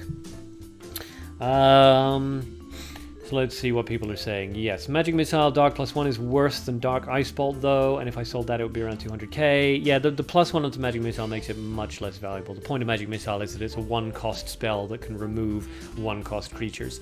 If you make it into a 2-cost spell, it doesn't remove any 2-cost creatures. So it's not good resource trade at that point. I sell it for 200k because I bought it for 200,000. Sabro, I don't think it has more than 50k. Don't say anything you don't know, bud. No, honestly, powered by Gentleman, Sabro's probably right. I mean, a collector might buy something like that for 200,000, but it's not worth that. It's a useless card. A +1 Magic Missile is just a bad card. You can't use that in PvP. 50k is nothing really, so it's worth plenty more. To a collector, yes. To a PvP player, no, because it's not a usable card at +1. Evil Bard, I totally forgot. I was like, hell yeah, then no. Yeah, the mana Arrow of Revenge. I know, a sneaky little card there. Kirito Marksman's off around 2. Good. Yep, Gabriel, can I send you my deck now to see if it's good, or don't you do deck review anymore? Yeah, I can. Alright, we'll take a look at Gabriel's deck and Zohaib's deck, and then we'll jump into a couple of fights for round 2. Leak, alright, he meant Dark +1 Missile. Yeah, that's what he was talking about. Yeah, the Dark +1 Missile.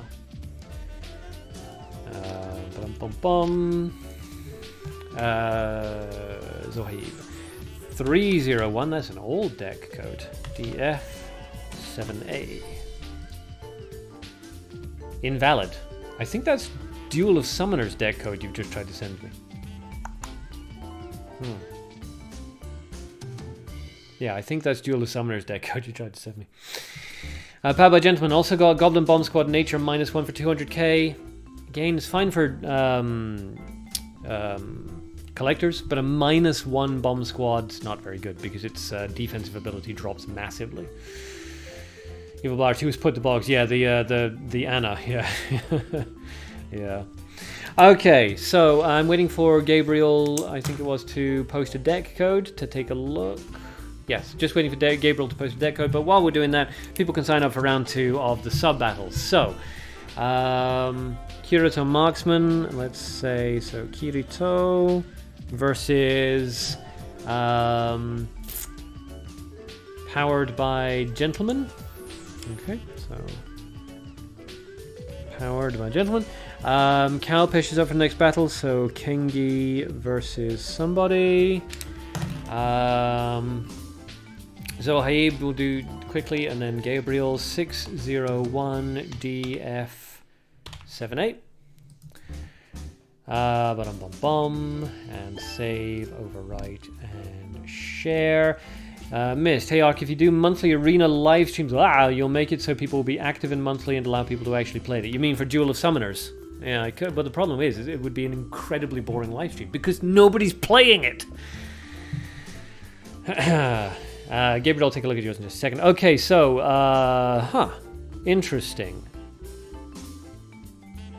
Okay, so, just immediately, it's not balanced. You've got 5 into light and only 3 into gold, which isn't great. Archer Mari's not brilliant. Beastkin Arthur is not brilliant. The Witch Xena mana -1 is very interesting, but I can definitely see the value in it, sure. Apart from that, it looks okay to me, actually. It looks alright. I think if you replaced Beastkin Arthur with a paralyzing bullet and swapped Archer Mary out for something a little stronger, you know, Seigi, Skathach, even Materio would work fine. Gumiho would be great. Probably even Arena Champion would be pretty decent. But yeah, switch Archer Mari out for like a stronger light finisher, and yeah, I think that's pretty decent. Okay, Gabriel. Hope it's acceptable now.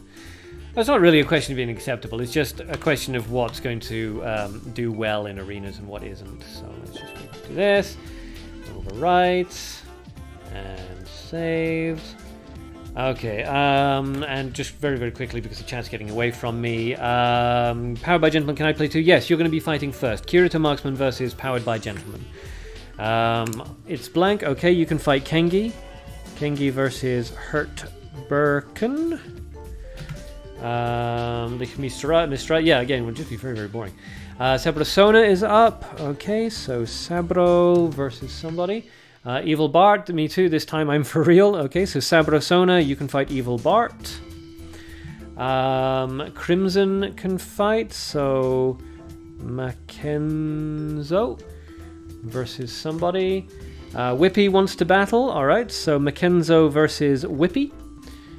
Evil Bart, no more playing time for killing. Yeah, missed. If you announce the time and place, people will show up. I think you're overestimating my pull, but sure. Yeah, Pablo rarely played DOS, but if it's a stream, I'm totally up. Well, maybe we'll try it next week then. Maybe for Wednesday, maybe we'll try it if people really are interesting. Someone's selling 1,000,000 Lilith for cheap, so it goes there if you're interested. Evil Bard, I'm using Kengi deck. Can I replace Mist with Windblade? Okay, I fight 2. Yep, Cybersona. Yep, you're already signed up. No one's playing the PC version because it's so badly optimized. It's almost rare seeing it run on PC. LMAO. Yeah, you're not wrong. That's not why they're not playing it, but yeah, it is true that it's badly optimized. Their support staff doesn't even respond to emails. I have no idea about that one. Their community managers are great, but yeah, I don't know about their support staff. Okay, so very quickly, before we get into this deck, Kirito Marksman versus Powered by Gentleman, Kengi versus Hurt Birkin, Sabrosona versus Evil Bart, Mackenzo versus Whippy. Please make sure everybody has each other added as friends. And now we'll take a look at this deck. Okay, so immediately, I like it. Okay, so immediate gut reaction, I like it. So you have 3 colors that are all balanced. All of them look good. The only thing that I would say is not great is the Sword of the Wind. Sword of the Wind is not really a brilliant removal spell.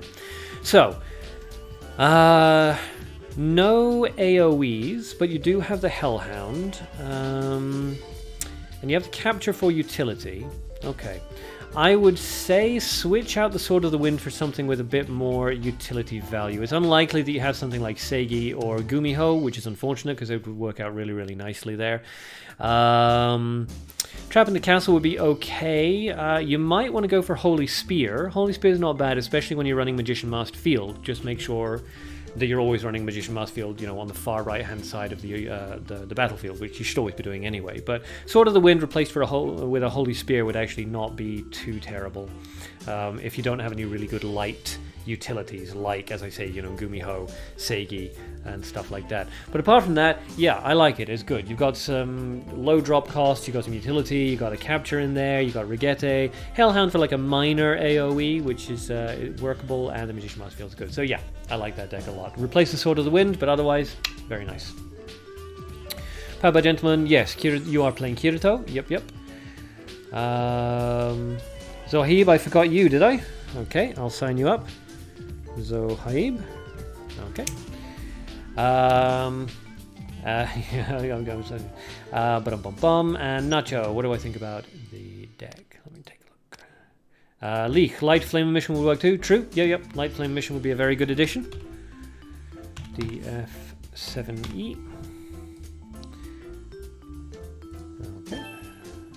Overwrite and share. Okay. So, this is kind of like mashing 2 decks that I made together, Ragnar and Susano decks. Okay, Sword of the Wind is not a good card. Replace Sword of the Wind with something else. As Leek said, you know, Light Flame Emission, and then you could replace the standard Flame Emission with something else if you wanted to. Otherwise, Holy Spear is always fine. Holy Missile actually would be very good. In that one. In fact, Holy Missile, I think, would really be my vote there. Apart from that, yeah, I like it well enough. Ragnar the Blood Edge is a really, really weird card, but very, very good for early game aggro pushes. And Susano is just a lot of fun. So yeah, no, I quite like it. I like that deck. It's funny. And viable. Okay, so people are adding. Gabriel, thank you so much for the ice. I'm happy, yeah, no problem. And yeah, it's looking really good now. Really nice. Okay, so we need one more person signing up for the sub battles because so far Zohib has nobody to fight.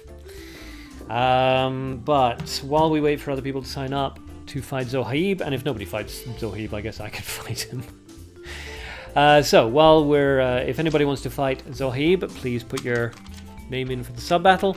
Otherwise, we will make a start with Kirito Marksman versus Powered by Gentleman, who is Dragon Lore, I'm pretty sure. So when you guys are ready, please jump into a fight and let me know. Also, my dog wants out. But he's not allowed. Sit.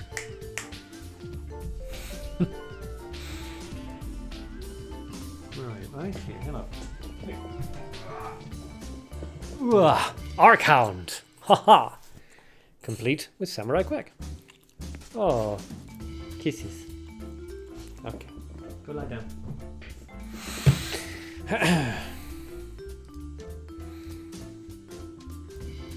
Hooja! Zohib, okay, you always fight me, right? Fair enough. Kirito, you need 1 minute. Okay. No problem. Gabriel, you have a dog. Well, it's kind of the family dog. Well, I say the family dog. It's my parents' dog. But yes. It looks powerful. It's like a Scottish Terrier or something.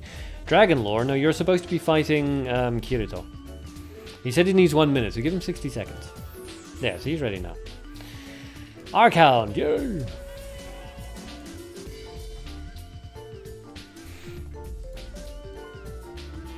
Let's have a quick fight. No, Kirito's ready.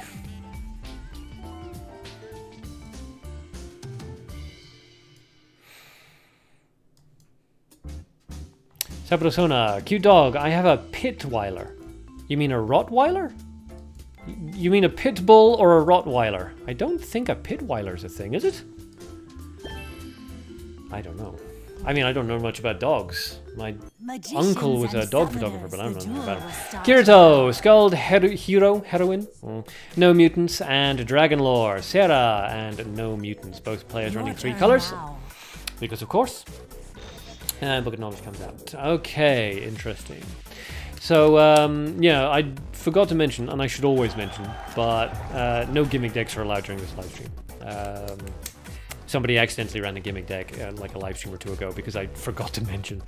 So I'm just pointing out, no gimmicks. Alright, so now comes the Ragnar's thing. Draining increases HP, drains the Dragon Lore's HP. I do like Ragnar, he's a lot of fun. Nobody really knows how to deal with him. They're all like, what the hell is that? Zohib, I'm ready. Okay, well, you have to wait because you're at the end. The Goblin Bomb Squad comes out, but the Ambush Vine pushes the Ragnar the Blood Edge out of the way, which is super funny. Now, the Goblin Bomb Squad actually will win the fight between those two, so it's not ideal for Kirito Marksman, but the... oh, I was going to say that, but I forgot that Ragnar actually drains enemy creature HP, so yeah. Cool. He's not going to win that fight. Gabriel is a mixture of Pitbull plus Rottweiler. Why would anyone cross a Pitbull with a Rottweiler? Like, let's take this angry dog and cross it with this angry dog, and we can make a super angry dog. Oh, please don't do that. Pablo, I have 3 mutts. Lol, street dog's the best. I agree. My first dog was a desert dog, just a desert mutt. Came in out of the desert when I lived in the Middle East and just sat on our porch until we let it in. It was the cutest thing. Smart as a whip. I like mutts. Pablo, the only thing I know is they're all cocker mixes. Okie dokie. No creature left on your battlefield. I don't really like dog breeds, I must be honest, because humans did that, and we're not very good at it. So they tend to have a lot of problems, like respiratory issues, DNA deterioration issues, a lot of cellular damage. It's not good. So yes, mutts are best. Rescues are also really good. So stop crossing angry dogs with angry dogs. Okay, so Nereva's come out, but nothing transformative on the field just yet, so it's an interesting play by Dragonlore. Paralyzing Bullet comes out, which is obviously countered by the Nereva, but that was a plan, so that the Hunt could come out, weaken Nereva down to the point where the Ambush Vine could take care of her. And that's generally why you play Nereva right next to something that automatically transforms when they're at level 3, just so the Nereva can just immediately generate a lot of energy.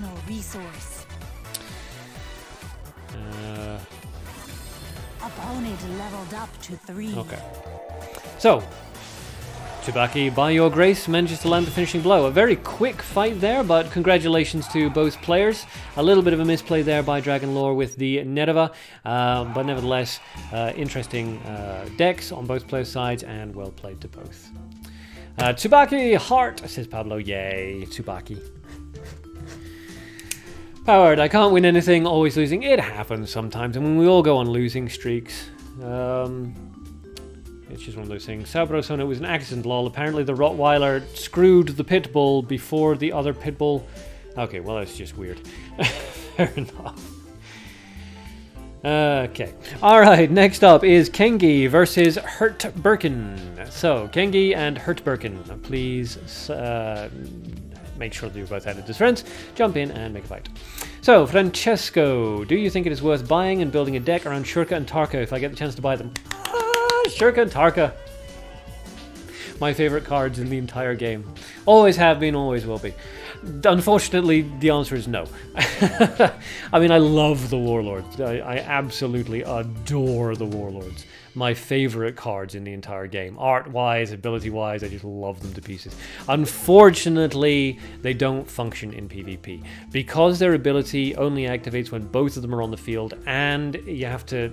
Your opponent gets their turn, and then they do their thing and they transform. It never happens. It never happens. Also, they were really good back when they could counteract spells that would cast on them, but they can't do that now, so it's really, really easy for your opponent to just go, okay, and, you know, capture them, or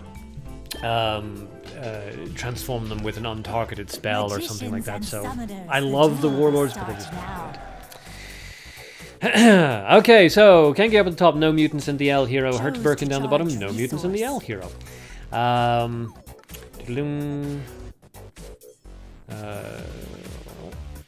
Sabrosona, you send the gems. I appreciate that, thank you. You are the heart and soul of this live stream. At least the money. But no, I really appreciate it. I really do. Okay, so both players playing quite defensively here. Kengi opening with his Perpetual Elephant. It's what I'm going to start calling it. I don't think we've seen a single fight where Kengi has not opened with an elephant so far. The Perpetual Elephant is pushed out of the way by the Ambush Vine, which goes in front of the Fiery Zealots. So that's kind of a no-win situation for Kengi's Ambush Vine. A Phantom of the Wolf comes out at level 1, which is very interesting. So that's 4 damage coming right out. Hurt Birkin could answer that. Chooses not to. It's going to take that 7 damage. Opponent reached level 2. Kengi follows suit. And out comes the 7. So the Golden Bomb Squad kills the Ambush Vine, which all kind of anticipated that coming. And it's Hurt Birkin's turn. So what's he going to do in order to deal with all of this? It's unusual for the Phantom of the Wolf to survive more than 1 turn, so we have to assume that it's about to die now. Let's see. Cordero, why is L played so much? How do you use her? L is played in order to counter Resurrection decks, Gates of Hell decks, that kind of thing.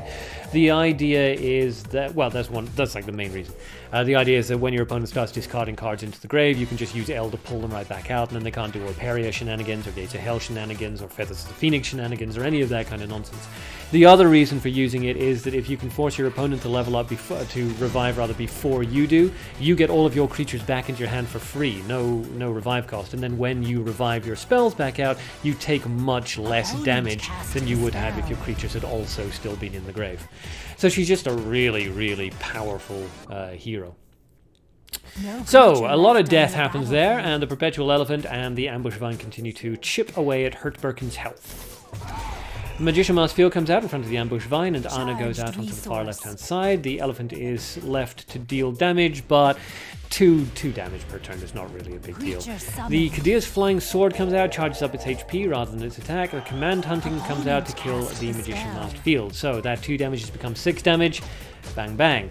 And that is fatal damage now onto the field with 9 damage out there and only 8 HP in Hurt Birkin's pool. So let's see if he can answer this. Interesting, an Angel Cassiel comes out. Good job, says Kengi. Stealing that Kadir's Flying Sword for a turn and paralyzing itself for a while. I see. Evil Bart. Wow, I saw people use it and thought it was boring. What, L? Or somebody else? Francesco, thanks for the suggestions. I'll keep money them for something better. Yeah, it's unfortunate. I love the Warlords, and they are amazing in PvP. In PvG, rather. In PvG, they are astounding, because the AI has no idea how to deal with them. But in PvP, not so great. How do you unlock L? I don't remember in Mabinogi Duel. I know that in Duel of Summoners, you have to do 100 ranked fights, but I don't remember. Yeah, it's actually a little bit unfortunate because the thing went back and they got killed, and then the thing moved. Hart Birkins actually sort of opened up a lot of areas here where fatal damage will be dealt. Gengi taking absolutely no chances apparently. Good job, he says, and that's going to allow the Perpetual Elephant that was dropped to level 1 to deal the killing blow. Ba-doom. Okay. Evil Bart, I'll be gone, dude. I don't know what you mean by I'll be gone. Is your turn to fight next? Do you mean that you're not going to be able to do the battle? In which case Zohaib can fight Sabrosona. But do let me know whether it's going to be you or Zohaib. So yes, congratulations to both players there. Interesting fights as always. Alright, so next up is Sabrosona versus Evil Bard. You're fighting now, are you? Has the transition begun? Well, say you're fighting. You're not appearing on my friends list.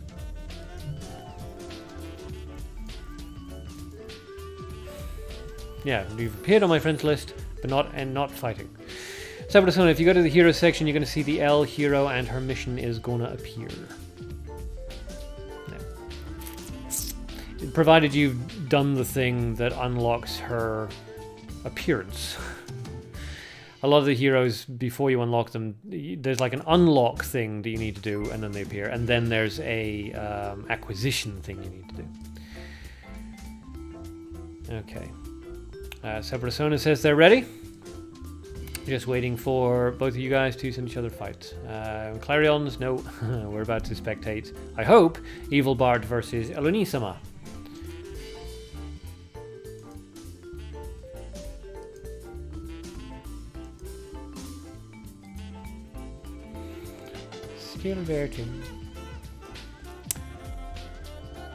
Blank. How to get L. Be level 23 and then battle the cat 50 times. Really? Oh, that's quite easy then.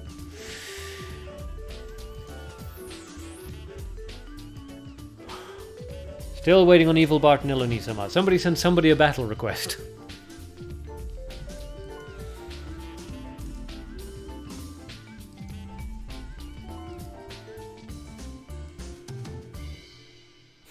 Arcand is making noises. He wants his food. There we go. Okay, looks like the transition has begun.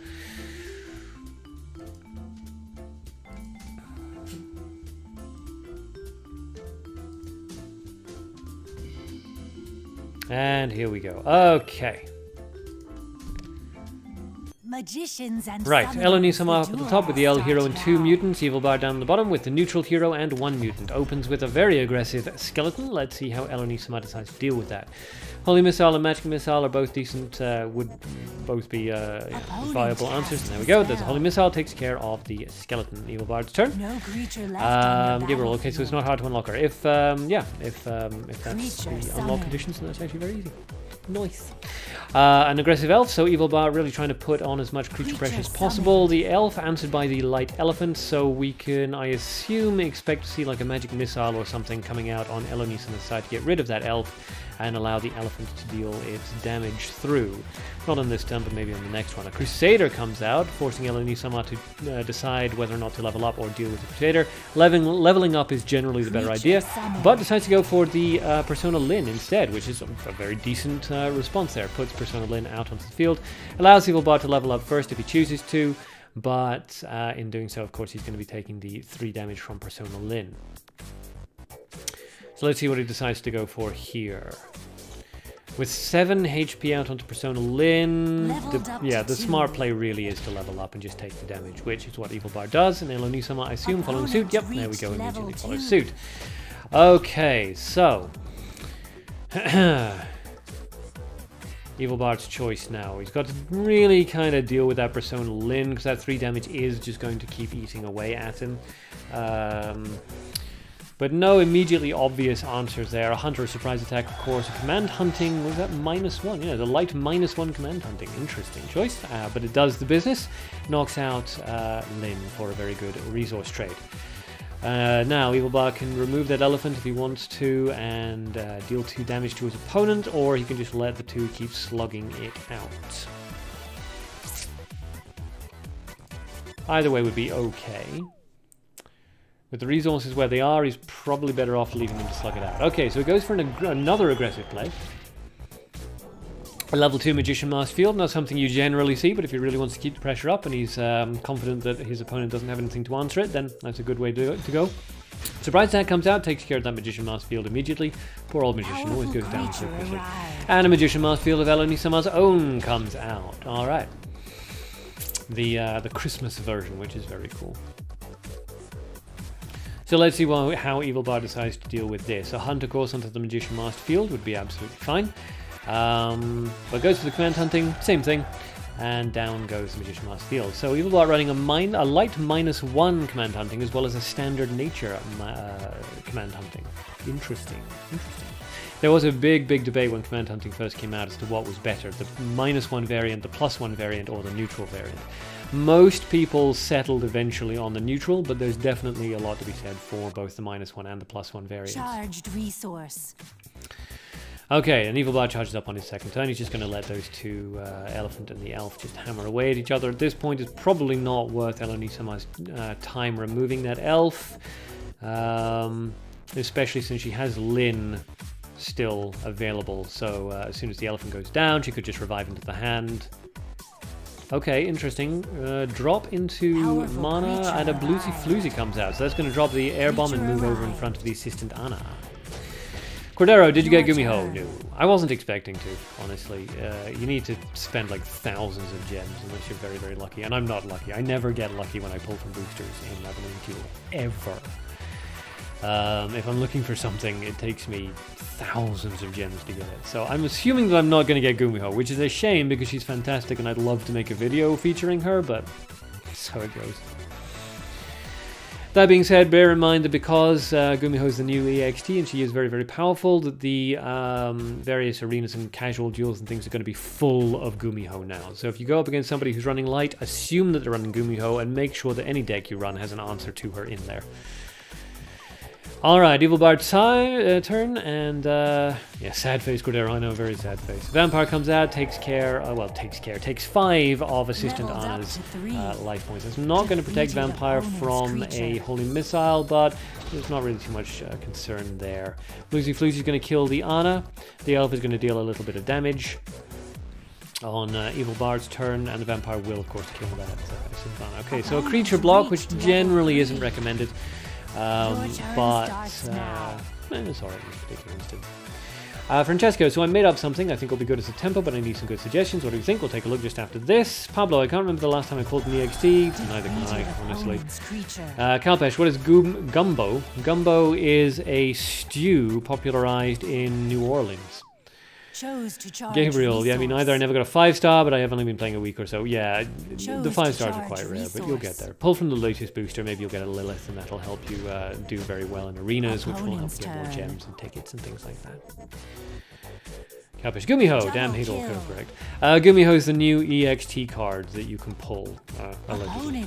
It's a very, very powerful card. It's basically how Jane used to be back in her glory days. It meets all the HP breakpoints and is very, very difficult to kill.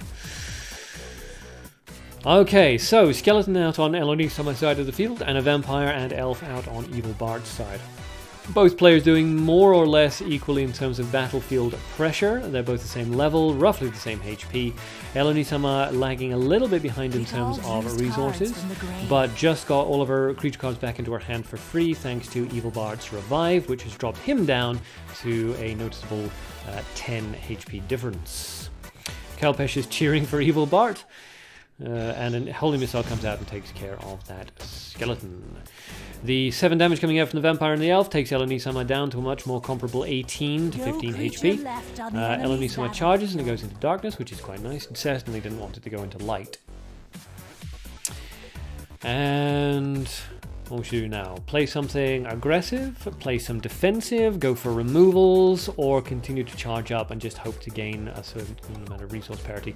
I just got into light, so we're about to see a light drop, a Holy Spear. I'm not sure that was the best possible plan, personally speaking. But let's see if it works out for Elonisama. Missing! Cries the camera. There's no idea what to shout when the Holy Spear comes out. So Evil Bard charges up on his first action. We've been playing very aggressively so far, so we might see another 1 or 2 creature drops here. Pablo, Sona wins because Halloween Skeleton is the best special edition. Well, I can't argue with that. I do enjoy the Halloween special edition skeleton. Interesting. Hunter Piole comes out. Its ability, of course, isn't going to activate, so it won't come back into Evil Bard's hand. But obviously a creature block won't work against Piole because it keeps doing its attack thing at the end of each turn. 16 damage is going to require a strong removal, which Elonisama apparently doesn't have, so that 7 damage is going to go straight through. Aside from Jane, as far as the SE goes. No, I can see Jane's nice and good. Cordero, any ideas of what could shut down Gumiho? A few things, actually. Remind me after the sub-battles are over, and we will actually go into a bit more detail about Gumiho, how to play her and how to counter her. Gabriel, how frequently do you play Hearthstone? Not that frequently. Every so often I get the urge to go back into it, and then I play it religiously for like a week, and then I get interrupted for some reason or other, and I completely forget that the game exists.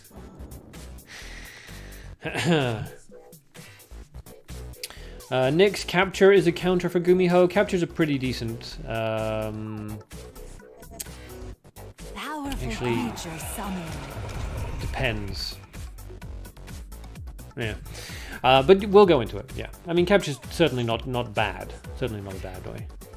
But she does she can deal with spells that come after her. So it's anyway. Magician Masterfield comes out onto the field, and that is going to put a lot of pressure onto Evil Bard. But that Piole absolutely needs to be dealt with. Otherwise, it's going to be game over, and unfortunately it is game over. I can only assume that Elonisama was hoping that the Assistant Dana would get the 25% chance to drop in front of the Piole, but that is going to be the end of the game, it looks like.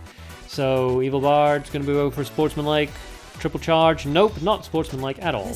Lucy's Crest comes out, which is an interesting response to that spell. At the end of the turn, deals 7 damage and to your hero. Yeah, okay, so that was, yeah, weird, but okay.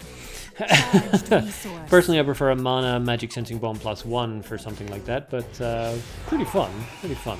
Okay, so Piole lands a finishing blow. Congratulations to Evil Bard, and well played to Elonisama. Very, very close fight there, and some interesting plays. The Bluesy's spell trap thing, I've never seen that used properly. It's awesome. Nacho, Capture is always a good choice. Capture is fun, absolutely. Okay, next fight is Mackenzo versus Whippy. So if you guys are both still around, let me know, and then get into a fight. I'm just going to very quickly boot up the Gumiho, so we'll take a look. So, yeah. If she's targeted by a spell, she'll transform into the transformed Chorion, which transforms her into this. If she has enough energy, she will then counteract the capture spell, but she has to have enough energy. At level 3, she'll resist capture, but if you play her at level 2, she very well might not. Where are we? Sabrosuna, need to still work on the deck. Decks always need more working on. I have never yet created a deck that I am 100% happy with, and I don't want to keep tinkering with. Kabesh, Evil Bard is very experienced. Everybody's very experienced. It's some lovely fights. Good game. Good game. So yes, as I said, Mackenzo versus Whippy. If you guys are around, please let me know. Please let me know. Evil Bard, good game. Didn't mean to be disrespectful. Things say stupid stuff. It's fine. The general sort of like sportsman rule is that if you're guaranteed to win, you triple charge. It's kind of like handshaking in Mabinogi Duel. Nobody holds it against you if you don't do it, but it's kind of like a handshake, a kind of a good game. I know I don't need to play any more cards in order to win, so triple charge, handshake, well played, well played.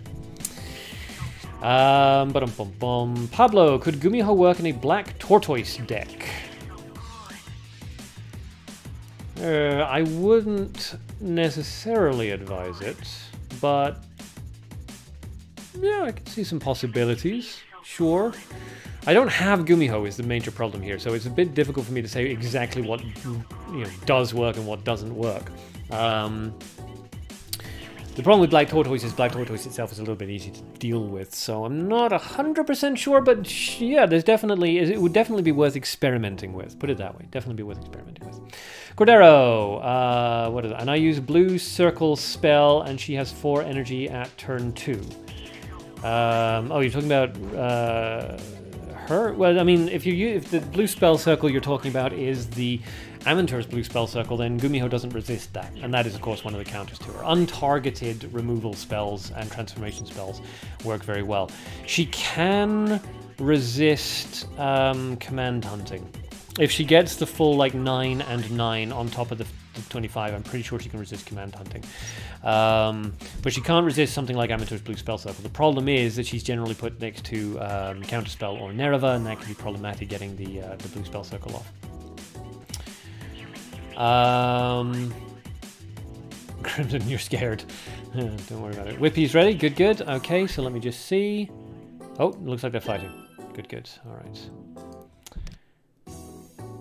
Magicians and summoners, the duel. Mackenzo versus Whippy. Mackenzo with 1 mutant and the Sarah hero. Whippy with 4 mutants and the El Brak hero. Now, Whippy, of course, is famous in these streams for bringing out the weirdest decks, but Whippy is an incredibly good player. So always gives us a really enjoyable game here. So Black Sheep Pan comes out onto the field and it's Whippy's turn. Mounted with a Holy Missile, a nice even resource trade counter there onto that Black Sheep Pan. Of course, the Black Sheep Pan does not generate grave cost, and the Holy Missile does, so in the long term that does work out better for Mackenzo, but at least Whippy got that threat off the board.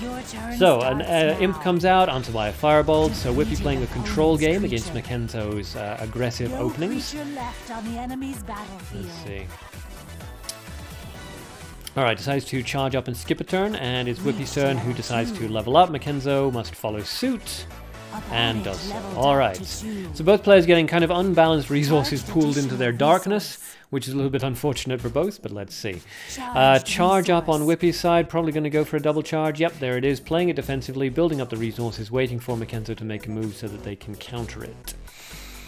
Mackenzo goes for a charge as well, gets Sarah's healing ability off, not that it matters, and revives from the grave. Interesting, if you're going to do that, of course, running Sarah, you want to revive first and then charge, because if you get the charge ability activated, then you can make up some of the HP you've lost off the revival, sorry. And you generally don't want to revive at level 2 if you can possibly avoid it, but maybe these are necessary cards for Mackenzo's strategy. Out comes the Black Sheep Pan.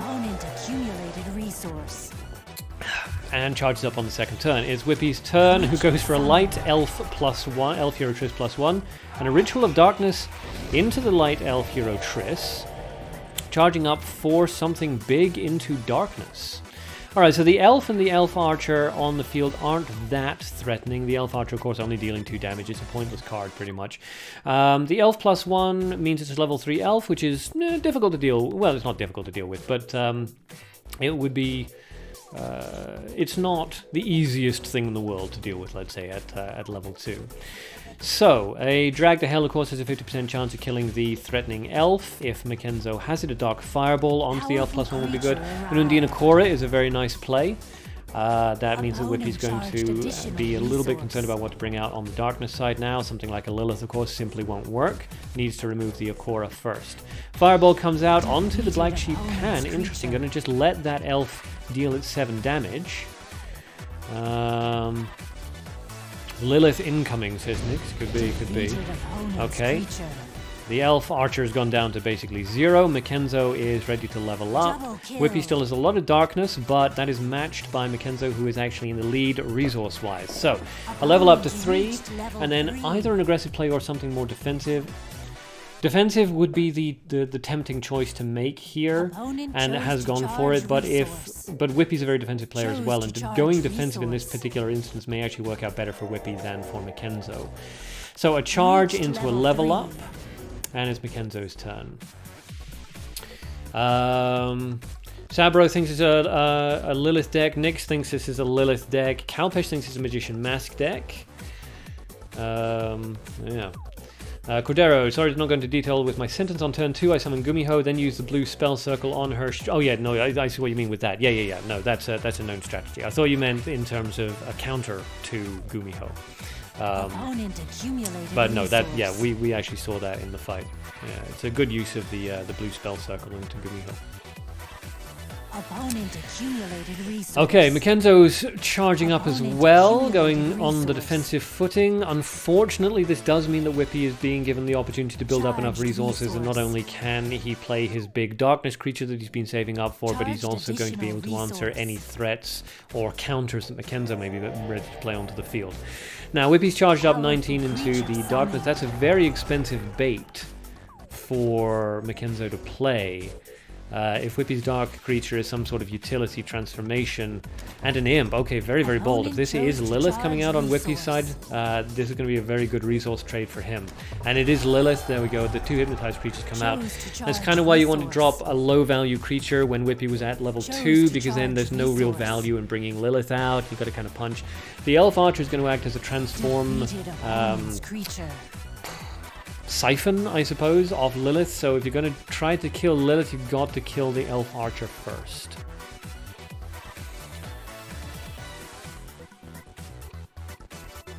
Now, I mean, an ideal play here would be actually... Alright, well that's good. I mean, an ideal play there would be something like, you know, a surprise... It's not possible with this, but something like a surprise attack into Lilith to transform onto the elf archer, and then like a freeze... Aventur's blue spell circle onto the hypnotized creature, which will turn it back to normal and freeze the Lilith, and then you can kill the Lilith. That would, and then drop the Hellhound. But the resources weren't quite there, unfortunately. So a Hellhound comes out, and that takes care of both the frog, which is really nice, and damages the elf archer. So very well played there on Makenzo's side. A nice little counter to the Lilith. Angel or Peria -1, and now comes the Lilith again. Okay, this feels a bit gimmicky for a Whippy deck. Normally they're very interesting. This feels like a gimmick with the Lilith or Peria res. Next, that Lilith 2 deck is very competitive. Yeah, this is Lilith res, which is fine, but yeah, it's not really... We generally don't particularly enjoy seeing it on in these live streams. Lilith, apart from anything else, Lilith is just an insanely powerful card, and she's not a very interesting card because she requires basically 0 skill to use correctly. So you don't really get an awful lot of skill-based back and forth interplay between 2 players when one of them's running Lilith. As a general rule. So we don't really like it. And this one is literally just a Lilith res deck. So it's unsummon into Lilith and then just replay the Lilith in order to drop onto the Fiery Zealots, I assume. Abandon Hope. Oh, okay, now comes the Prophet. Alright, so it's a Prophet Lilith deck. This is actually kind of an old variant of the Lilith deck in a way. Used to see Prophet and Lilith like 2 months ago. I think it was like very, very popular for a week or two, and then it kind of got phased out for some reason. I don't even really know why.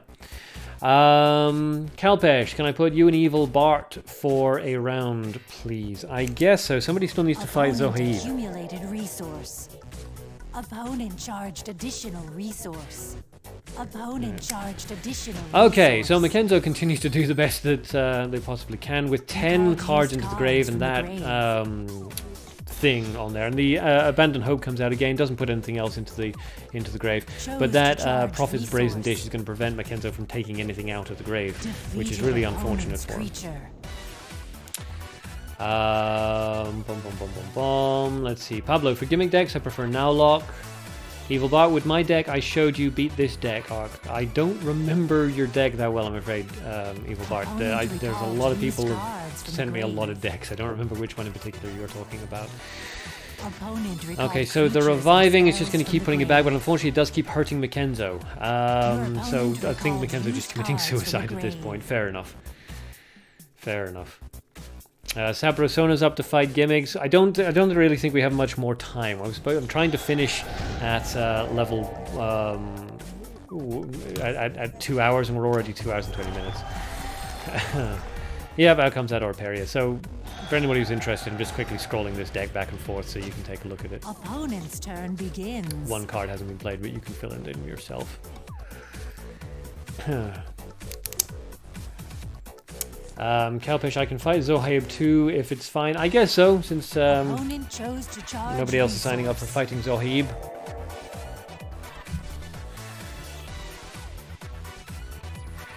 Opponent accumulated resource.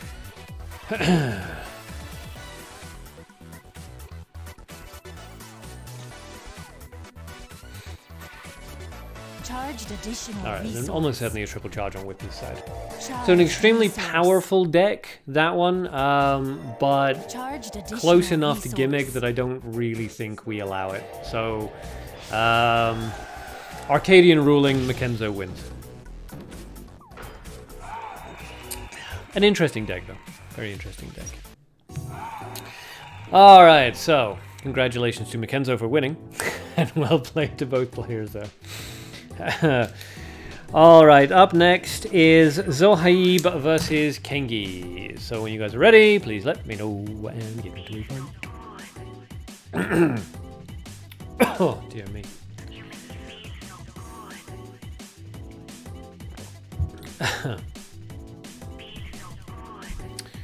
Alright, let's see. So Zohaib is online, Kengi is not online just yet. No, he is. Okay, good. Good, good, good.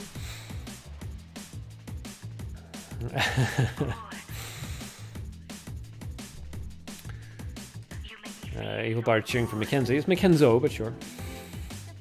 Definitely yay. Well held against a Lilith deck. Those things are just annoying. Whippy, good game and sorry. Too close to gimmick. Too close to gimmick. Not particularly interesting to watch an Orperia res deck. Alright, just waiting for Kengi and Zohaib to add each other and get into a fight. And then after Kengi and Zohaib, it's Kengi and Evil Bart. And then we'll take a look at Gumiho in depth, take a look at her strengths and her counters. Kengi, accept. Accept, damn your eyes.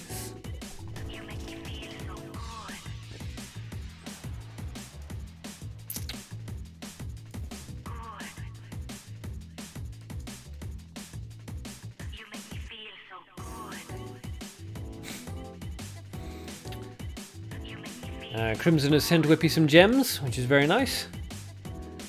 Don't think he needs them at this point. He's been playing about as long as I have, I think. Kalpesh, you didn't get the request. Oh, good, it's one of these. Always know that if there's going to be a problem with friend requests, it's going to be Kengi that has the problem. Isn't it, Kengi? Kind of his modus operandi. Fine. Let's see if there's anybody interesting fighting in the halls here. Here's two rank 1 guys fighting. While we get Kengi and Zohaib to at each other, let's just randomly watch these guys fight, shall we? Two rank 1 players. Kelpish and Zohib, as soon as you guys have actually managed to get each other added, please do let me know, and then we can get on with this. Whippy, I misunderstand Gimmick is one turn kill. Yeah, Gimmick isn't necessarily one turn kill. Gimmick is just Gimmick is any deck that has a single win condition, and that basically just has a series of steps that you go through in order to win. And that has no counter unless you run a direct counter to it. It can't be beaten by standard tempo or control decks. You have to run a dedicated counter to it. Spell was cast from the grave. Look at all that blue coming out. Redfield is fighting It's a Gimmick deck. With 3 colors, you would think not, though. I don't know off the top of my head any Gimmick decks that run 3 colors. Leveled up to 2. Kelpesh and Zohib still trying to add each other. How comes that Piolet and the Skeleton Knights? Yeah, looks like Redfield's breaking the habit of a lifetime, apparently. And is not running Gimmick deck for this particular fight. Hey, there's that Machine Cat Artificer again. Or Machine Cat Merchant, I don't know why I said Artificer. Machine Cat Merchant again. Interesting. The one that did an awful lot of work earlier. The spell was cast from the grave. Man, so many counter spells. Creature arrived. One from the Mermaid. Just a reprint of Phantom of the Wolf, but prettier, so. Just double check quickly, see if Zohib and I cannot battle a spectator just yet. Let me know when you guys are ready to fight. Crimson, you're gonna lead now? You need sleep? Okay, thanks for stopping by the stream. I appreciate it. Hopefully you can make it to the Monday one. Zohib, Kengi, please accept Zohib's thing or add him or something like that. Okay, Arky says you're ready. Good, okay. Let's, how do I get out of here? Oh, it's hidden on behind there. There's no thing up in the top right hand corner. Okay. I would like to leave now, please. Good, there we go. Okay, so Kengi and Zohib, when you guys are ready, jump into a fight and fight each other for our amusement, gladiatorial style. Before you fight, I want you all to say, Ave Arc, Temore Turat Salutem. Or Temore Turem Salutat. Probably Temore Turem Salutat, isn't it? Grammatically speaking. Good! Added and done, and the transition is beginning. There we go. Alright, so Zohib versus Kengi. I really hope Kengi and Evil Bard have added each other already. Kengi up at the top, L Hero, 1 Mutant. Zohib down at the bottom, Fenny Hero and 1 Mutant. Both players running 3 colors. Pablo, you also got to leave and need to give your girlfriend her lunch before 1 and it's 12:30. Gasp! Well, better hurry then. Hell hath no fury like a woman scorned her lunch. Thanks for stopping by the stream though. Hopefully you can make it to the Monday one. So Zohib opens with a Crusader, and that's going to put a crimp in Kengi's plan for perpetual elephants. But let's see what he decides to go with.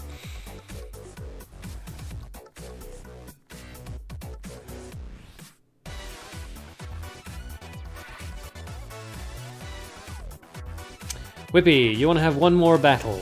If somebody's willing to fight Whippy, then sure. Oh no, it didn't actually put a crimp in Kengi's plan for perpetual elephants. There's the elephant. Surprise attack onto that elephant. Yep, decent play there by Zohib, just taking care of that. It does put him into an awkward situation resource-wise, you know, comparatively speaking. Hunter Piole comes out and takes care of that Crusader for 0 cost. But at least Zohib is free to level up now, because that elephant is now onto the field as a threat. Sabrosona wants to fight too. Kirito Marksman wants to fight. We can't have too many more fights. Basically, alright, so Kirito wants to fight Whippy. Sabro said it first, so Sabro, if you want to fight Whippy, then you can fight Whippy, and that'll be the last fight. If you don't want to fight Whippy, then Kirito Marksman will fight him. So Sabrosona, let me know if you want to fight Whippy in particular, specifically Whippy. Leopard comes out on Kengi's side of the field, and it is Zohib's turn. He's already used the surprise attack on that perpetual elephant, so that's not really going to be usable against the leopard. So, bit of an awkward situation here, given that mana and gold doesn't have any good resource trades in terms of removal spells. may need to go for something like a Goblin Bomb Squad. Or just ignore it. 5 damage is not the biggest amount of damage in the world. Ah, goes for the Ifrit instead. An interesting choice there. Whippy, not Whippy, Kengi. Both players have E at the end of the name, so I'm getting confused. Kengi could just kill that Ferora and allow his leopard to die, and then play another creature. I fight Whippy. I haste NP. I don't know what that means, but sure. Kirito wants to fight Whippy, but Sabro did ask first, so I will do this one. Versus Sabro. Whippy, sequence battle. Yeah, if the fights get done very, very quickly, then sure, maybe Whippy versus Kirito Marksman at the very, very end. But it's been 2.5 hours so far, and I really was trying to stick to the 2-hour schedule. Okay, so the capture comes out, takes care of that, grabs that Ifrit Ferora, and the mana -1 Witch Xena comes out. Holy Missile onto the Xena, which will allow the leopard to kill it before Xena has an ability, the opportunity to activate her Hypnotize ability. No creature left on your battlefield. Evil Bard, I can fight if no one... No. We really don't have time, and my dog's going crazy. He really wants his food. So yes, Sabro and Whippy, please add each other. Leveled up to 3. And then if there's time after that fight, then Kirito Marksman and Whippy can fight. Otherwise, save it for Monday. Alright, so Kengi has battlefield control at the moment, but not by a huge amount. Only got the leopard with the 5 on it. Now Zohaib can remove that Ferora, but you know, then he's paying to remove the creature that he paid to put on the field.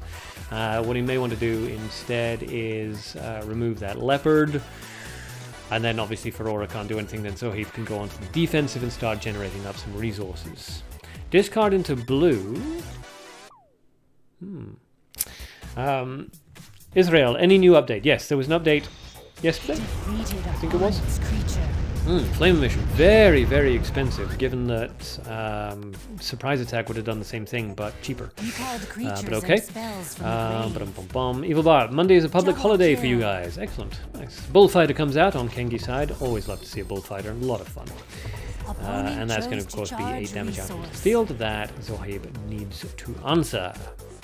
Now the Bullfighter itself can be ignored as far as its damage goes, but its ability to sort of flip around the battlefield can be quite annoying. Here's Archer Mary, which is not a card I'd recommend as a general rule, but let's see if it works out for Zohaib. And a discard into mana. Is we going to bring out the Xena, or a Firewall, or a Counterspell?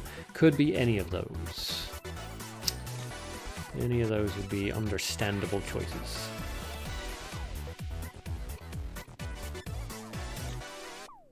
And another discard into light this time. Saving up for something perhaps? Who knows? Okay, so Kengi's turn. He's got 8 damage out onto the field. He can basically just triple charge at this point if he wants to. No real threat there. But he goes for the Golden Bomb Squad in front of the Archer Mari. Fair enough. Might as well. It's got the resources to do it, so why not, right? And the Bullfighter and the Charging Bull deal their damage. Now, Zohaib is in a very, very awkward situation here. Absolutely needs to deal some sort of massive blow to his opponent. So obviously a Firewall would work, but he doesn't have it because the Ifrit and the Flame Emission are his AoEs. The Charging Bull and the Bullfighter are going to switch around, so if he's going to block with any creatures, well, what does Mari target? The creature with the highest HP, so it's going to go for the Golden Bomb Squad. Yeah. At the end of the turn, creature with the highest attack, which again is the Golden Bomb Squad. So Mari's about to kill herself. That's not a great block, because the Charging Bull and the Bullfighter are going to switch positions, which means that the Charging Bull is going to get the fatal damage off.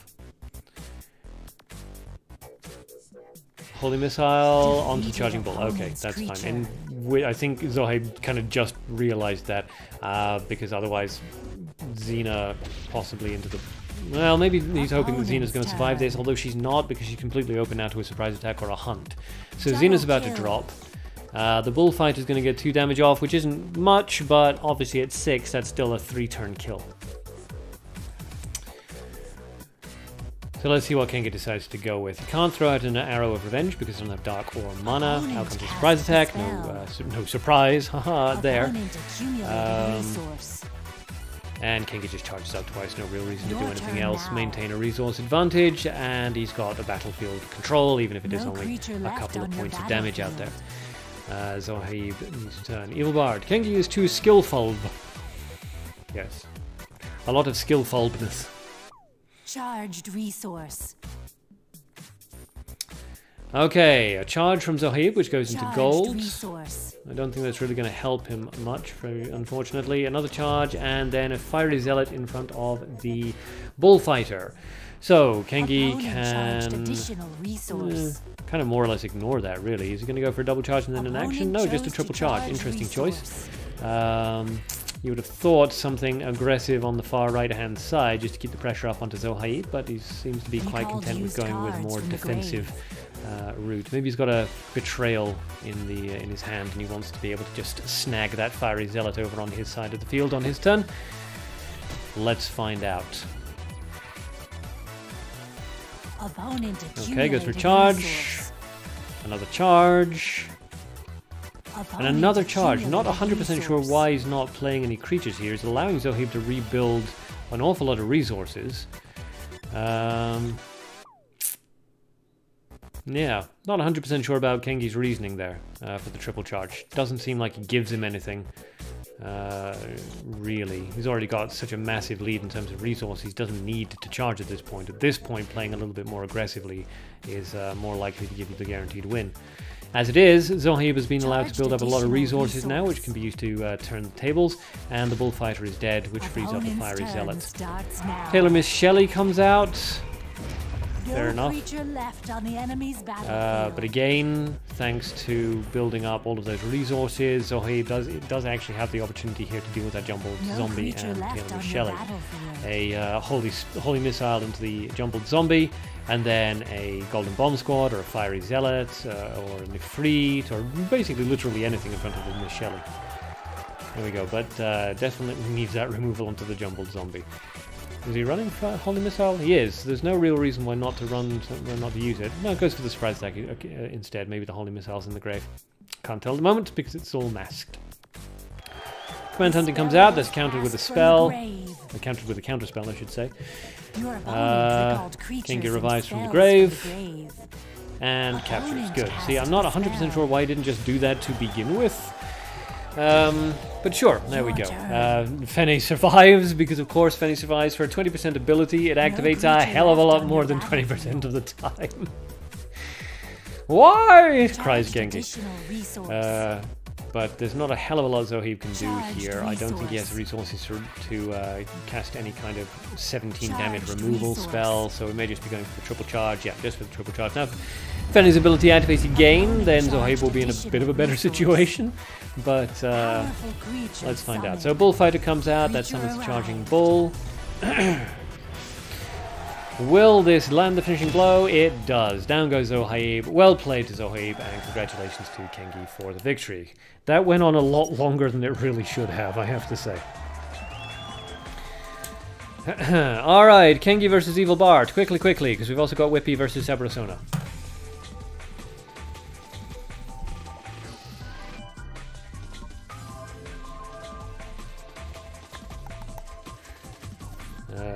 Yes, Evil Bard, yes.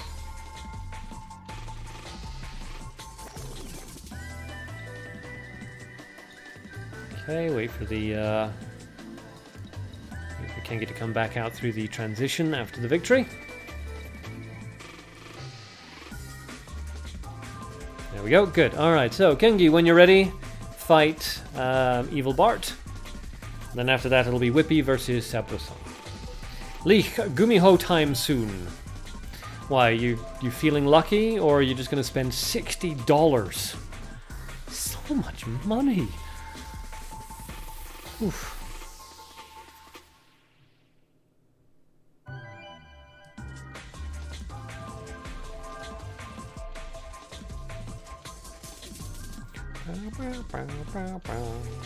But actually, while I'm thinking about the music, let's change that sound. Okay, so Whippy's ready. Okay, well, Whippy is after this coming fight. So it's Kengi versus Evil Bard, and then it's Whippy. Let's change this back to the base fight music. It's blank. I'll take a look at that. after this fight. Where the hell is the base? There we go. Jeez Louise. Here we go. Okay, Sub-Road. Yesterday I fight against a Fene. I hit lethal damage 6 times and ended up losing. Yeah, that's Fene. I hate her as a hero. It's such a stupid ability. Evil Bard up at the top with 1 mutant and a neutral hero. Kinky down the bottom with 1 mutant and the L hero and the perpetual elephant. Huzzah! Leak, and not 60, 30 because double coin event tomorrow on Monday. Really? Okay, well, still $30 for 1 card though. Jesus Christ. Okay, so Pablo, why do they call it Pablo? Piole comes out and deals with the Crusader. The elf is still out onto the field, so both players are going to be dealing 2 damage against each other.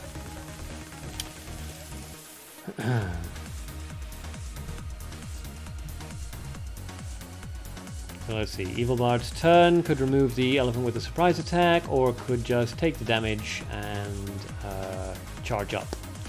Gain a little bit of resource parity. Probably in this situation, charging up is really the way that you want to go, but well, we'll see. See what he decides to go with.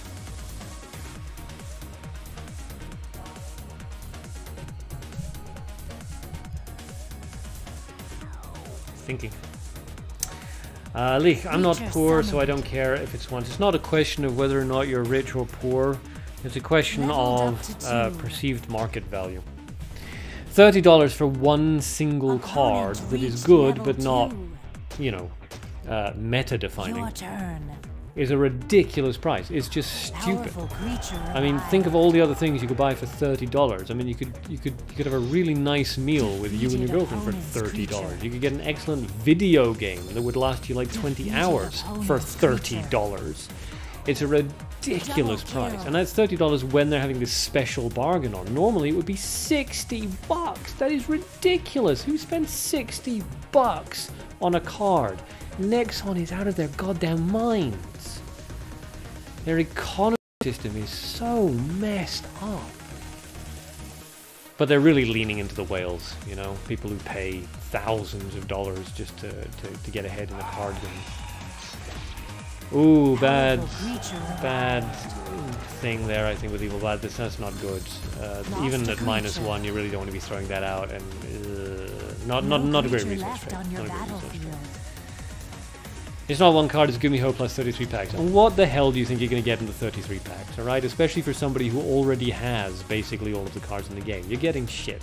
Leek has already spent 2,700 gems. He's already gotten every single card he needs in that pack, except for Gumiho. You're paying $60 for one card. Because the booster packs are pretty shit, honestly. The Cat Merchant has all of the best staple cards. Then there's no booster pack for mutants, which would actually be really good. So, I mean, 99% of every single one of the booster packs is rubbish. It's just crap. There's nothing in there that you need. Well, 99% of the cards are in there. You don't need those cards. So, you're spending $60 for 1 card. Don't let the 33 packs fool you. They could offer you 100 packs. It would mean literally nothing. Okay, so the elf continues to deal a little bit of damage. Windblade Taeyon comes out. That's going to deal some damage to the elf and then move around. And then Hunter Piole is going to come out. It's not going to kill that elf, though. Another, you know, 1 HP off miscalculation, I feel, by Evil Bard there, which is... Kirito, Yu-Gi-Oh! Players spend $100 on a single card. Yeah, certain collectors do, absolutely. Yes, and obviously in Duel Links, there's a big whale economy in there as well. Just because some people do it doesn't mean that it's a thing that should be done. Some people murder other people. Doesn't mean it should be done. It's fake, unless you're stupidly rich. Even then, don't do it, because you're kind of screwing it over for the rest of us. Every single person who spends $60 on a single card in Mabinogi Duel is telling Nexon, hey, guess what, Nexon? You can charge $60 for a single card. So Nexon will keep doing it, because people, you know, rich people keep spending that kind of money. And then the rest of us poor bastards who either can't afford it or who aren't willing to spend that kind of money on a single card are left high and dry. Whereas if nobody spent any money, nobody spent the $60, Nexon will go, oh shit, that's not selling, let's drop the price, let's drop the price, let's drop the price, let's drop the price. They're always going to charge the maximum that they can. So long as people keep buying it for that amount, they'll keep selling it for that amount. So yeah, it's not just one of those, I've got $1 billion, I can do whatever I want. Like, yeah, but you're kind of messing it up for the rest of the world. Alright, so Theon continues to do his little divey dive, but Evil Bart's in a bit of an awkward situation here. Needs to take care of basically the elf and the assistant Anna, really. I mean, the Magician Mask field technically can be left out onto the field because it can't deal fatal damage on its own, but you can't remove Anna without first removing the Magician Mask field, so very, very awkward. Kengi is saying good job, he's pretty much assured that he's got this in the bag now. I mean, and he pretty much does. A capture onto Anna that moved it in front of the elf would be very, very nice. Kengi just keeps repeating good job. Okay. And Evil Bard is in an awkward situation here, needs to figure out what he wants to do. So, capture, yep, onto the Anna, yep, did not come out in front of the elf, that's really unfortunate. Does he have the resources for? He does, a Holy Missile. Okay, so this isn't obviously ideal, but when Windblade Theon moves, it's going to move the Anna in front of the Magician Masked field. Now, Kengi can go for removal. Oh, he just goes for the Arrow of Revenge, fair enough. Wasn't sure if he had that in his deck, but he does, and down goes Evil Bard. Whoop, that was amazing. Very good fight there, very well done. And actually pretty close, 17 health left on Kengi's side of the field, so well played to both players there. Kirito, I meant IRL, like there's some meta defining for $50 each. No, I know what you mean. I just said that, and they'll spend, you know, thousands in duel links and something like that. But yeah, I mean, honestly, when it comes to physical-based cards, I can almost understand why people would spend a shitload of money, because if the randomization is bad for digital card games where you can use in-game cash to buy the booster packs, it's insane for the real world. You know, you want to become competitive, and yet all you can buy with real money is... that's stupid. That's why I don't play with real physical cards. I'm not filthy, stupid rich. But yeah, I can understand it for physical card games. And kind of, if you go into physical card games, you kind of, and you want to be competitive, you're kind of accepting that you're going to have to spend, you know, thousands of dollars if you want to win any tournaments. But in digital stuff, yeah, we have, you know, Gwent and things out there like right now, which are so incredibly free-to-play friendly that shit like $60 for a single card doesn't fly. All right, it's not okay. You could only get away with this on a mobile market. It's like the pay-to-win and free-to-play aspect needs to be balanced. It really does, like in a major way. But they're not going to, because they make all their money off whales, and because it's such a high turnover, the whales just keep spending money. And then as soon as one whale leaves, you know, more whales arrive. It's a shame. What it does mean, though, is that it means that us free-to-play players, or players that are taking a moral stance on the issue, have to be a lot more inventive with the decks that we create. So at least it has that positive side effect. Alright, so we're waiting for Whippy and Sabrosona, otherwise known as Eloni-sama. So when you guys are... Oh, it looks like they're transitioning. Yep, they're transitioning. Fantastic. You see? This is how you do it, Kengi. Nice and quick.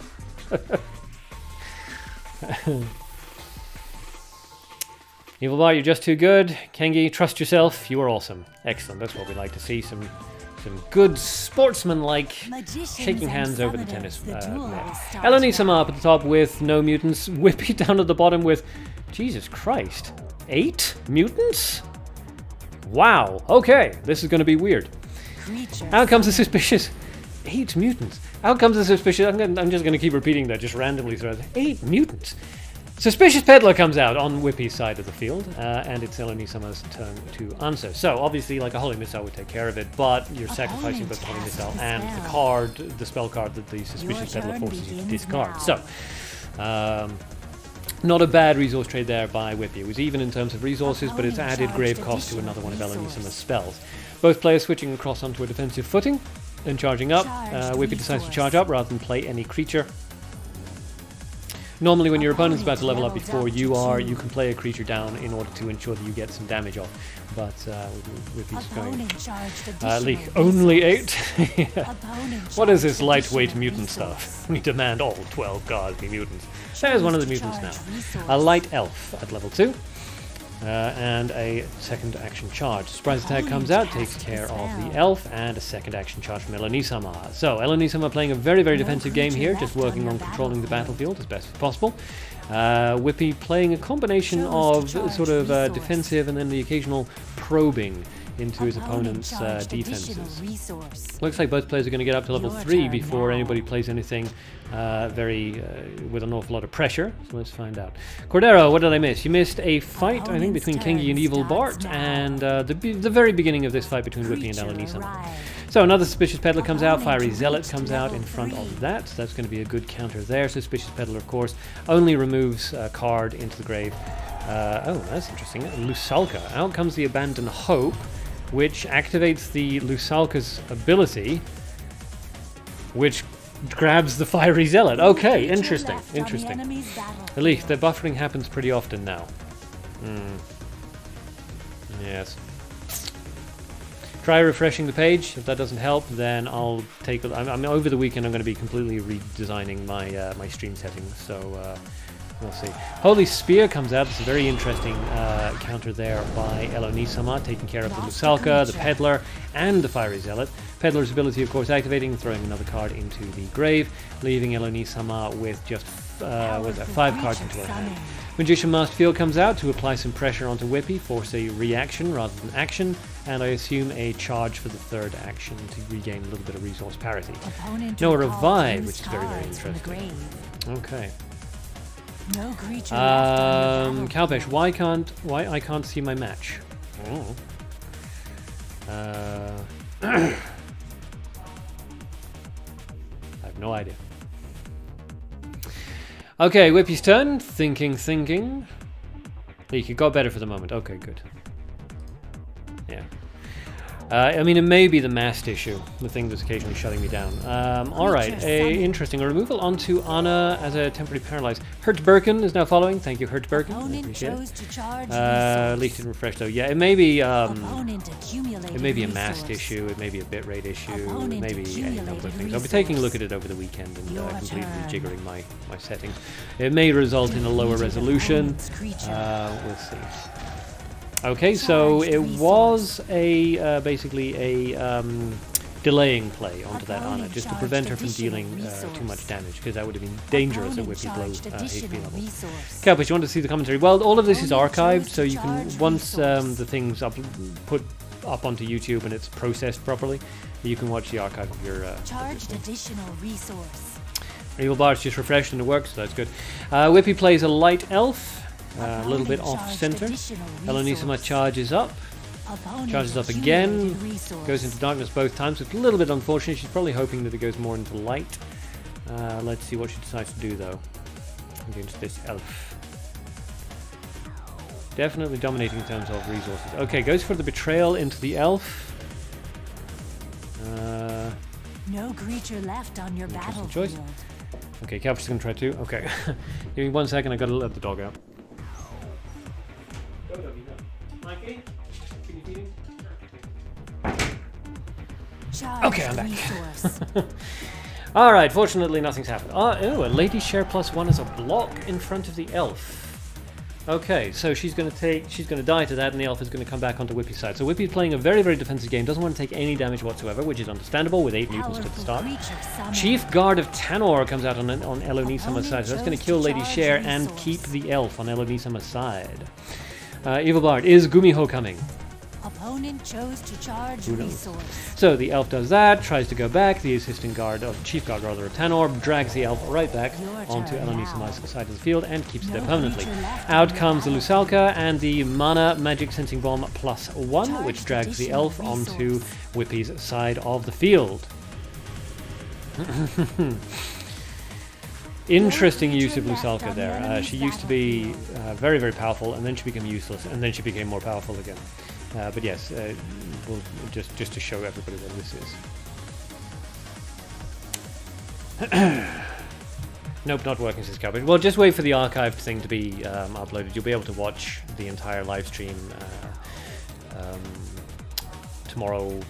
Yeah, tomorrow. I mean, it'll be done in like 4 hours. It takes YouTube a long time to process live streams.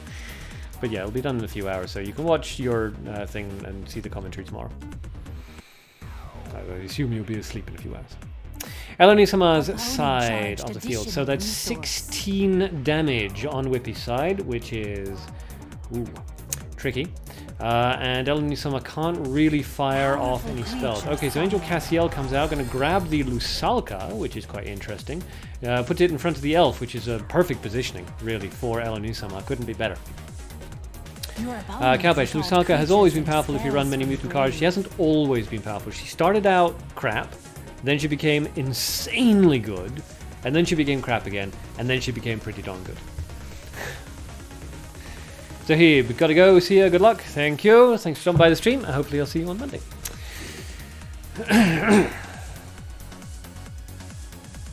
Okay.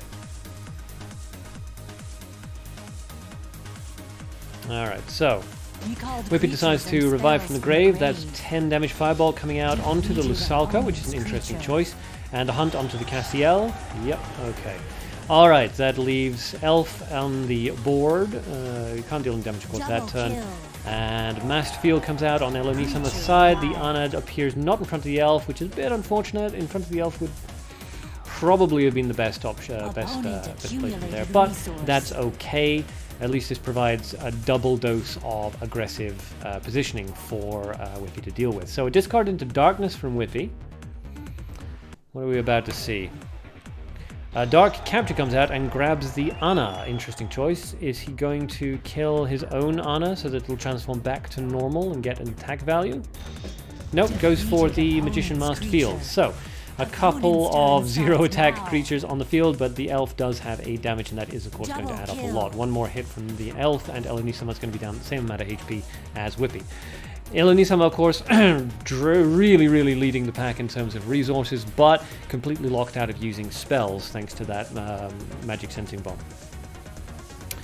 Evil Bard, they're just stealing each other. Yeah. Gabriel, how long does the stream go on for? It's supposed to go on for 2 hours, but generally we go on for 3. It just works out that way. People get really into the sub-battles, and then we just kind of drag it out. We really shouldn't. I should only be doing 2 hours, but Alright, so we charge from Eleni-sama. Really does need to play something. Yeah, okay, so Fiery Zealot in front of the elf, obvious choice, and a good plan there. Whippy running very low on resources, so not really any obvious answers to that Fiery Zealot. And the Magic Sensing Bomb, of course, is going to... Oh, interesting, just went for the Summon Dead. So that's... Yeah, okay, being very aggressive there. Very aggressive there. Let's see if that pays off for Eleni-sama, or if it ends up biting them in the ass. Whippy charges up.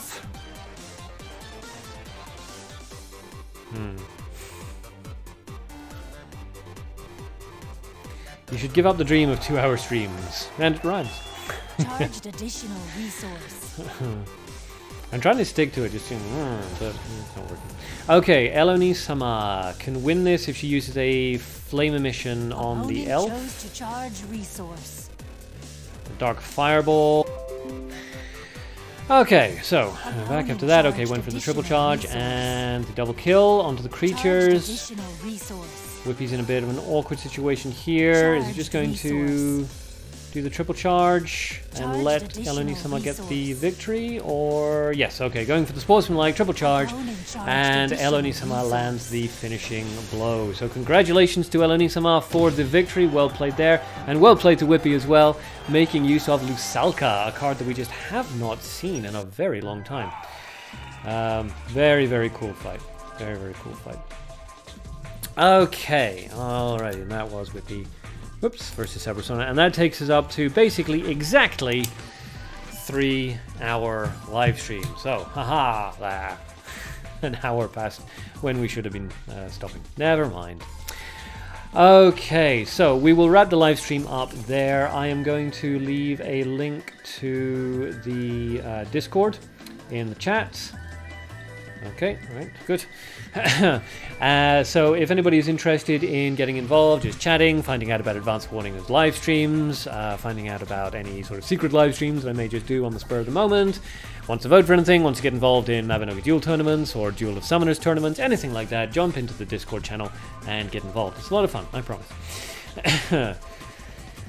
Lee, you on the Gumiho lecture? Okay, fair enough. We'll very, very quickly finish off with the Gumiho lecture then. I wish I had the card because it would make it easier, because I could bring up, you know, counter cards and then I could show Gumiho, but never mind. Kalpesh, thank you, Ark. I love this channel. Thank you. I love that you love it. And I love you all. Gabriel, this is fun. Hope you had fun too, Ark. I always have fun. I love you guys. So, let's take a look very quickly then at Gumiho. Alright, so, at first glance, she may not seem super duper scary, right? Because you look at her and you go, okay, 3, 6, 8 attack value, that's fine, but it's not amazing. And then a 4, 6, and 7, so there's a big jump between level 1 and level 2 cost. So, and then the HP is just 10, 13, and 15. You think, The thing is, though, I hope you get it. Thank you so much. See you on Monday, Sabro. The thing is, though, she has the ability to technically gain 8 HP, 14 HP, and 18 HP at the end of the turn. And it's the end of the turn. It just makes it really, really good as soon as you play her. So she... At level 1, her 10 HP can actually become 18 HP, taking her outside of KO range. At level 2, her 13 HP becomes 27 HP, and at level 3, her 15 HP becomes, what, 32? Something like that? My mental arithmetic is appalling. But it's 18 plus 15, so that'll be 25 plus 5. Yeah, so about 33, right? So, insanely high HP values if she gets the health drain off. Even if she doesn't get the health drain off, it's still really good. I mean, even if she doesn't get any health drain off and she just gets her 9 HP added to the 15, that's still 24. All she needs is 1 HP drained off an enemy creature and she's outside of hunt and surprise attack KO range. So really, really nice. She will also cancel a spell and transform if she's... well, she will transform if she's targeted by a spell into Transform Choriung, who has 5, 8, and 10 attack, which is significantly better, 16, 19, and 21 HP, which is lovely jubbly. So here we go. All right, so let's take a look at her at level 3, because you're really going to be playing her mostly at level 2 or at level 3. So, I mean, as I think it was Cordero mentioned, at level 2 you can play her and then throw down an Amantur's Blue Spell Circle or a Mukro El Gesco. It will actually transform her into her Foxy form, generating up to 4 energy. Well, giving her 4 energy, as well as freezing an opponent creature, so it's really good. You can play her at level 2 if you're going to run the Mukro El Gesco / Amantur's Blue Summoning Spell Circle, or Blue Spell Circle, alongside her.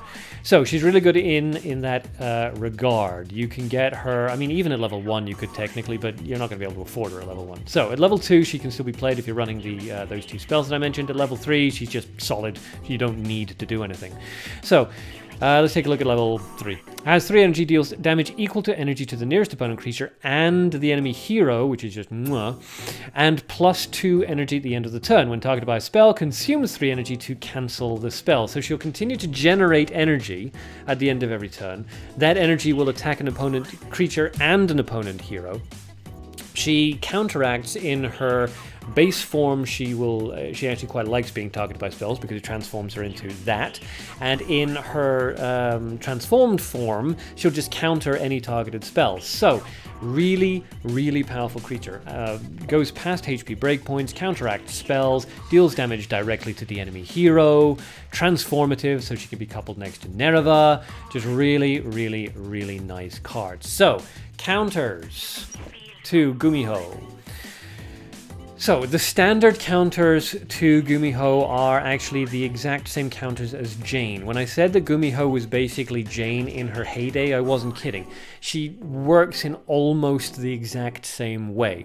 So anything that counters Jane, almost anything. The other thing about Jane was you can move her out of position and that would screw up. You can't do that to Gumiho, but the standard counters to Jane still work. Untargeted removal will still work. If she hasn't managed to drain enough HP, you can kill her with a command hunting.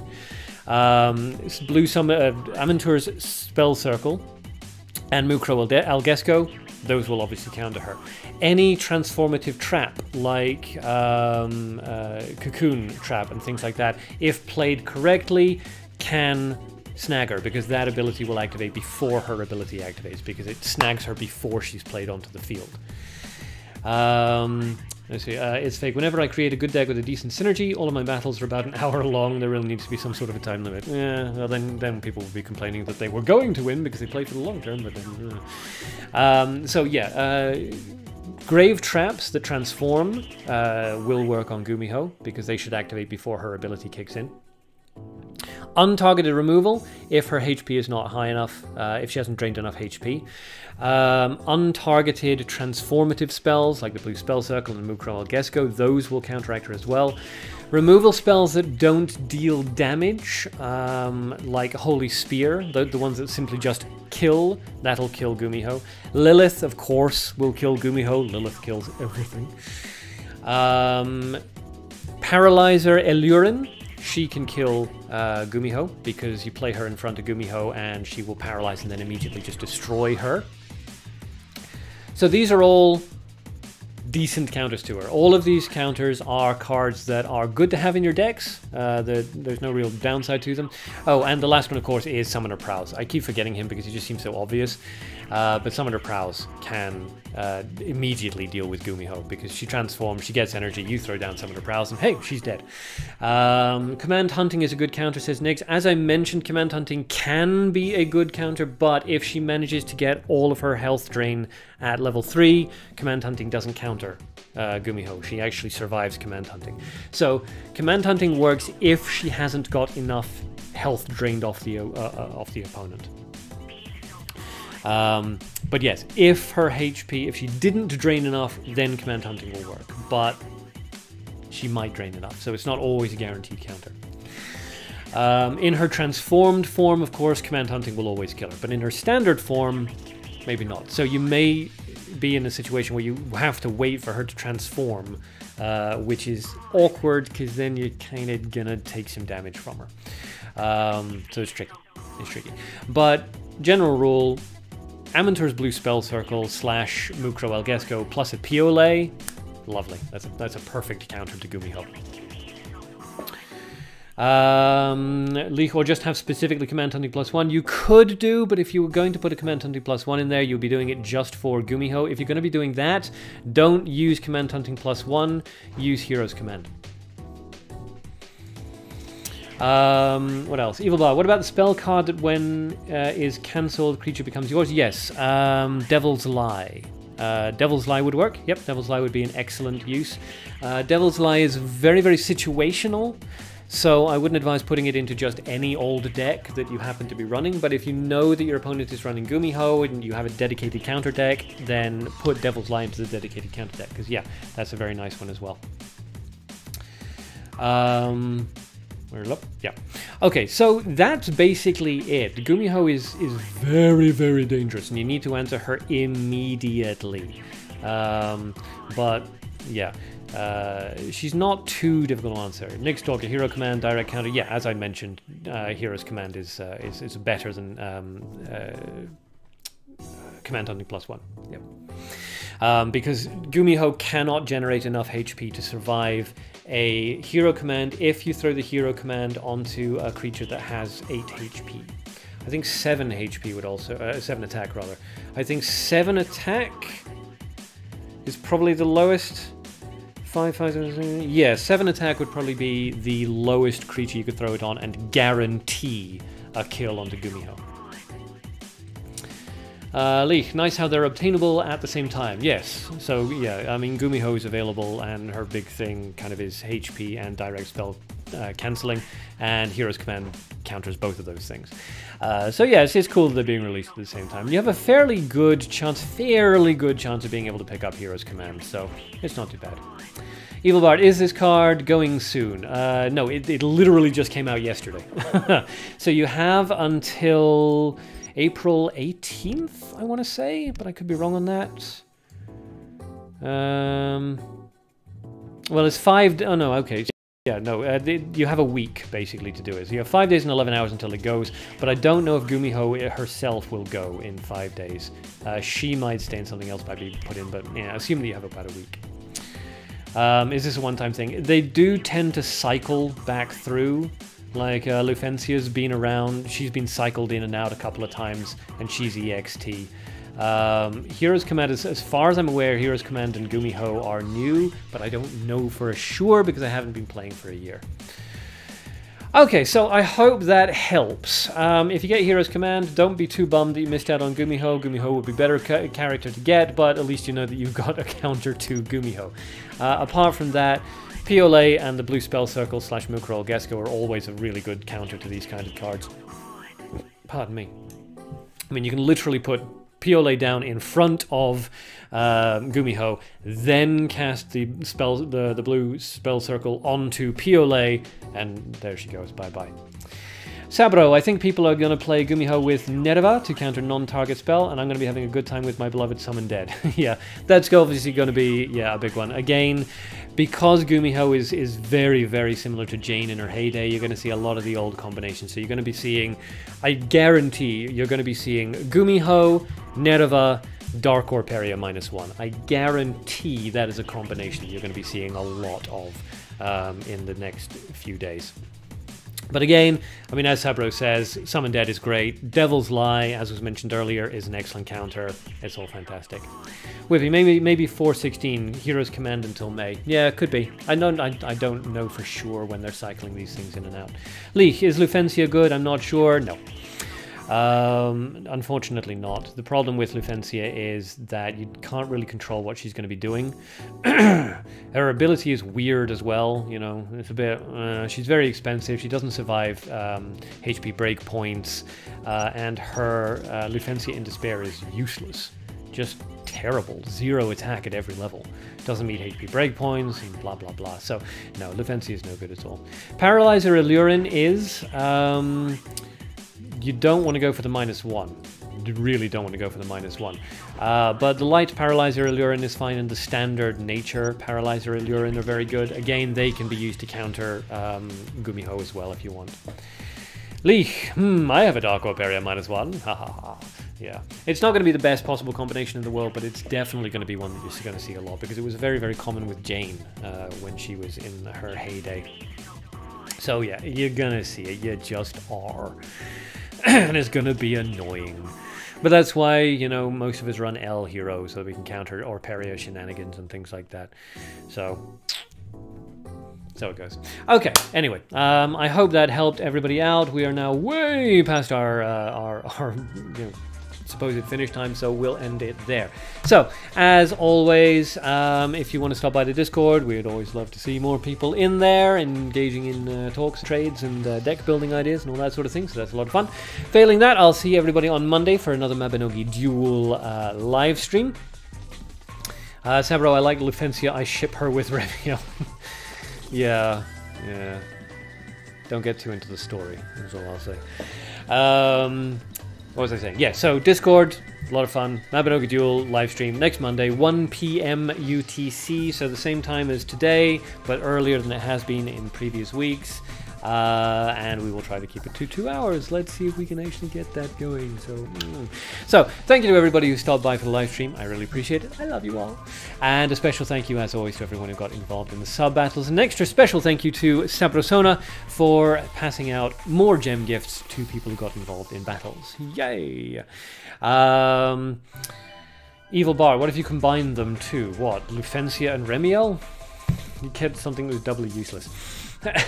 So, I will see you guys either in the Discord or on the Monday's live stream. I hope you all have a good weekend, and good luck getting a hold of Gumiho. But please, please, please, don't spend a lot of money on the card, because the next one's going to keep doing this shit, and then we're never going to... Us poor people are never going to get a hold of her.